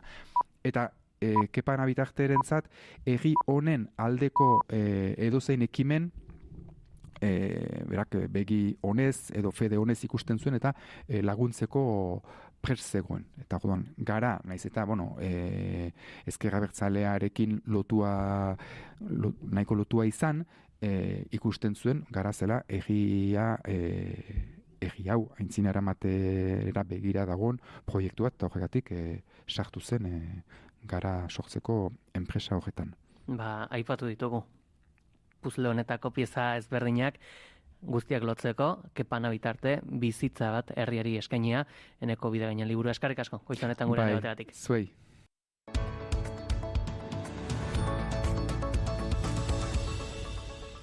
Goizeko 10 dira, Nicolas Sarkozyk azken epaiketa eguna izan zuen aste artean 2007an Eliseora eraman zuen kanpainaren ustezko libiar finantzaketaren inguruko prozesua inguratu duen testuinguru mediatiko eta politikoa kritikatu du epaia irailaren 25ean jakinaraziko da. Itxaso Leon, egunon.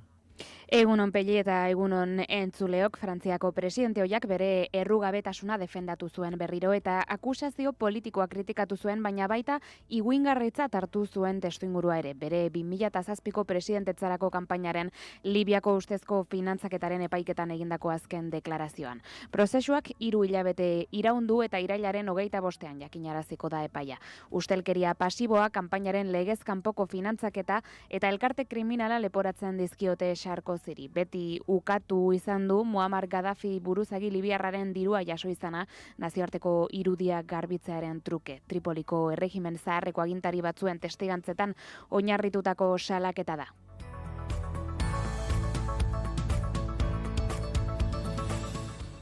Eta nazioartean jarraituko dugu, beste aipamen bat gutxienez 98 pertsona hil dira eta 100 gora zauritu Santo Domingoko Dominikar Errepublikako jet-set dantzaleku ezagunaren sabaia erorita. Kopuruak gora egin dezake, bilaketa eta erreskate lanetan jarraitzen baitute.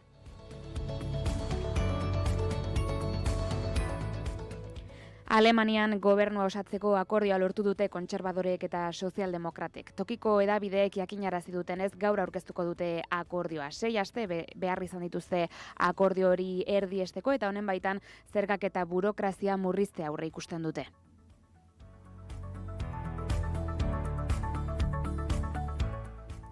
Eta beste aurreikuspen bat, baina oraingoan etxera begira, greba eguna dute asteazken honetakoa Nafarroako funtzio publikoko langileek. Zerbitzu minimoen berri eman du gobernuak azken orduetan eta osasunbidean berebiziko zerbitzuetan 100%koak finkatu ditu. LAB, AFAPNA, Comisiones Obreras, ELA eta UGT sindikatuek deitutako greba eguna da Nafarroako langile publikoentzat eta hala Nafarroako gobernuak osasunbidean, hezkuntzan, babes zibilean, suhiltzaileetan edota justiziarloan gutxieneko zerbitzuak finkatu ditu. Osasunbidean oinarrizko zerbitzuetan 100%koa izango da eta ondoren zerbitzu bakoitzean ezberdina finkatu du. Hezkuntzan babes zibilean edota suhiltzaileetan gutxieneko batzuk ezarri dira. Funtzio publikoko langileek salatu dute euren lanbaldintzak hobetzeko edota privatizazioak eteteko txibiteren gobernuak ez duela ezer egin eta ez dagoela negoziatzeko ere prest. Horregatik jo dute grebara eta atzetik gehiago etor daitezke erantzunik ezean.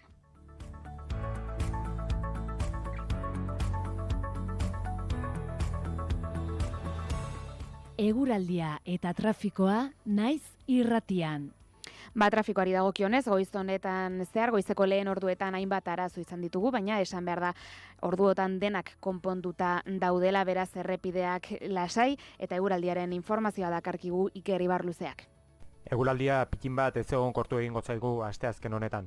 Goizean hodei baxuak agertuko dira kostaldean eta bertan goizean zehar kosta egingo zaio jasotzea eta litekena da txoko batzuetan giro triste xamarra izatea. Gainantzeko lekuetan aldiz goio dei fin batzuk salbu, eguraldi eguzkitsu eta ederra nagusituko da goizeko lehen ordutik. Arratsaldeko lehen orduan ordea beroaren eraginez edo pilatutako beroaren eraginez bero-hodeiak garatuko dira eta barnealdeko mendikateetan eta garatuko direnez han hemenka euri zaparrada batzuk izango dira eta ez da baztertzen gainera ekaitzak jotzea bereziki Nafarroan. Hala ere ekaitzak ez dira protagonista izango eta gainera egun amaitzerako giroa berriz ere lasaitu egingo da. Haizeak goizean aldakor joko du, arratsaldean iparraldera egin eta bizitu egingo da bereziki lurraldearen hegoaldean. Temperatura minimoak igo egingo dira, 7 eta 12 gradu bitartean errendituko dira. Maximoak aldiz behera egingo dute Kantauri isurialdean, bertan 17 eta 22 gradu bitartean errendituko dira. Hego isurian antzeko mantenduko dira, 20 eta 25 gradu bitartean, gaurkoan temperatura freskoenak kostaldean neurtuko dira, eta altuenak aldiz, herriberan. Guzti hauekin galditzen gara, eskerrik asko Itxaso. Bai, gero arte. Baina joan aurretik beti bezala gurtuko ditugu bigarren kafeako kideak, egunon? Egunon, Pelli. Beno, bueltan zatoz, Inigo, nola hasi da itzulia edo horri buruz ere galdetu beharra dugu? Bueno, itzulia hasi da motel, erlojuaren aurkako saio bat eta esprinen amaitu den beste etapa baten ostean. Uste dut nolabait itzulia gaur berriro hasiko dela, Pelli. Gaurko etapak baduelako elkapen nagusirako erabaki horra izateko itxura guztia. Eta beraz, gaur hementxe Julen eta biok izango gara, bestelako solaskideekin eta uste dut gaur etapa oso polita dugagula aurretik eta itzulia orain arte esan da bezala pixka bat lokartuta gehiegi irakutsi gabe, baina gozatzeko aukerak eman dizkiguna eta gaur berriz etapa erregina ez dakit, baina ziurrenik itzuliontako bi etapa esanguratsuenetako bat biziko dugu arratsaldeko 4:00 aurrera.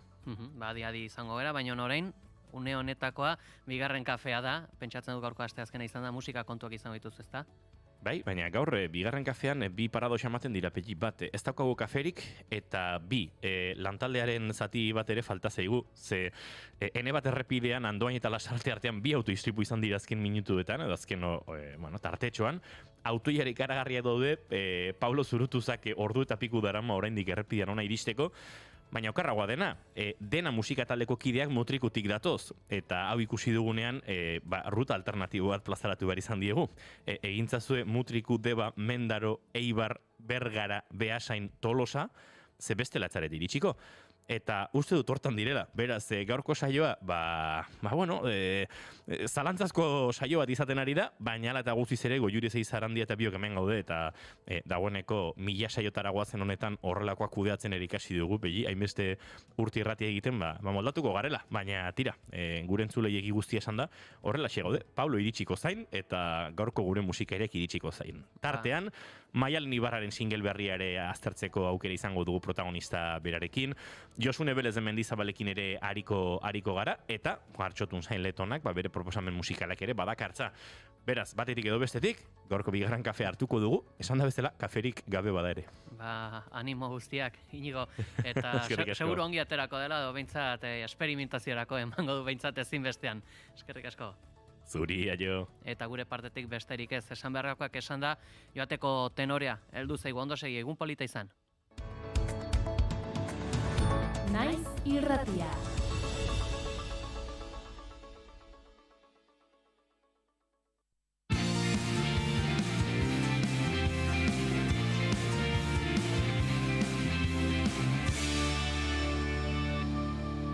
Naiz irratian, bigarren kafea.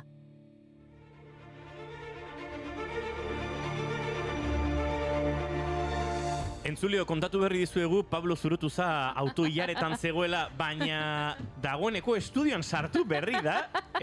Pablo Zurutuza, egunon! Egunon! Gaurko sarrera egiteko prest? Broma izango da. Pentsa, gidoia mugikorrean dauka Pablo Zurutuzak, eta entzuleok, gaurkoa aurkezteko moduan gara.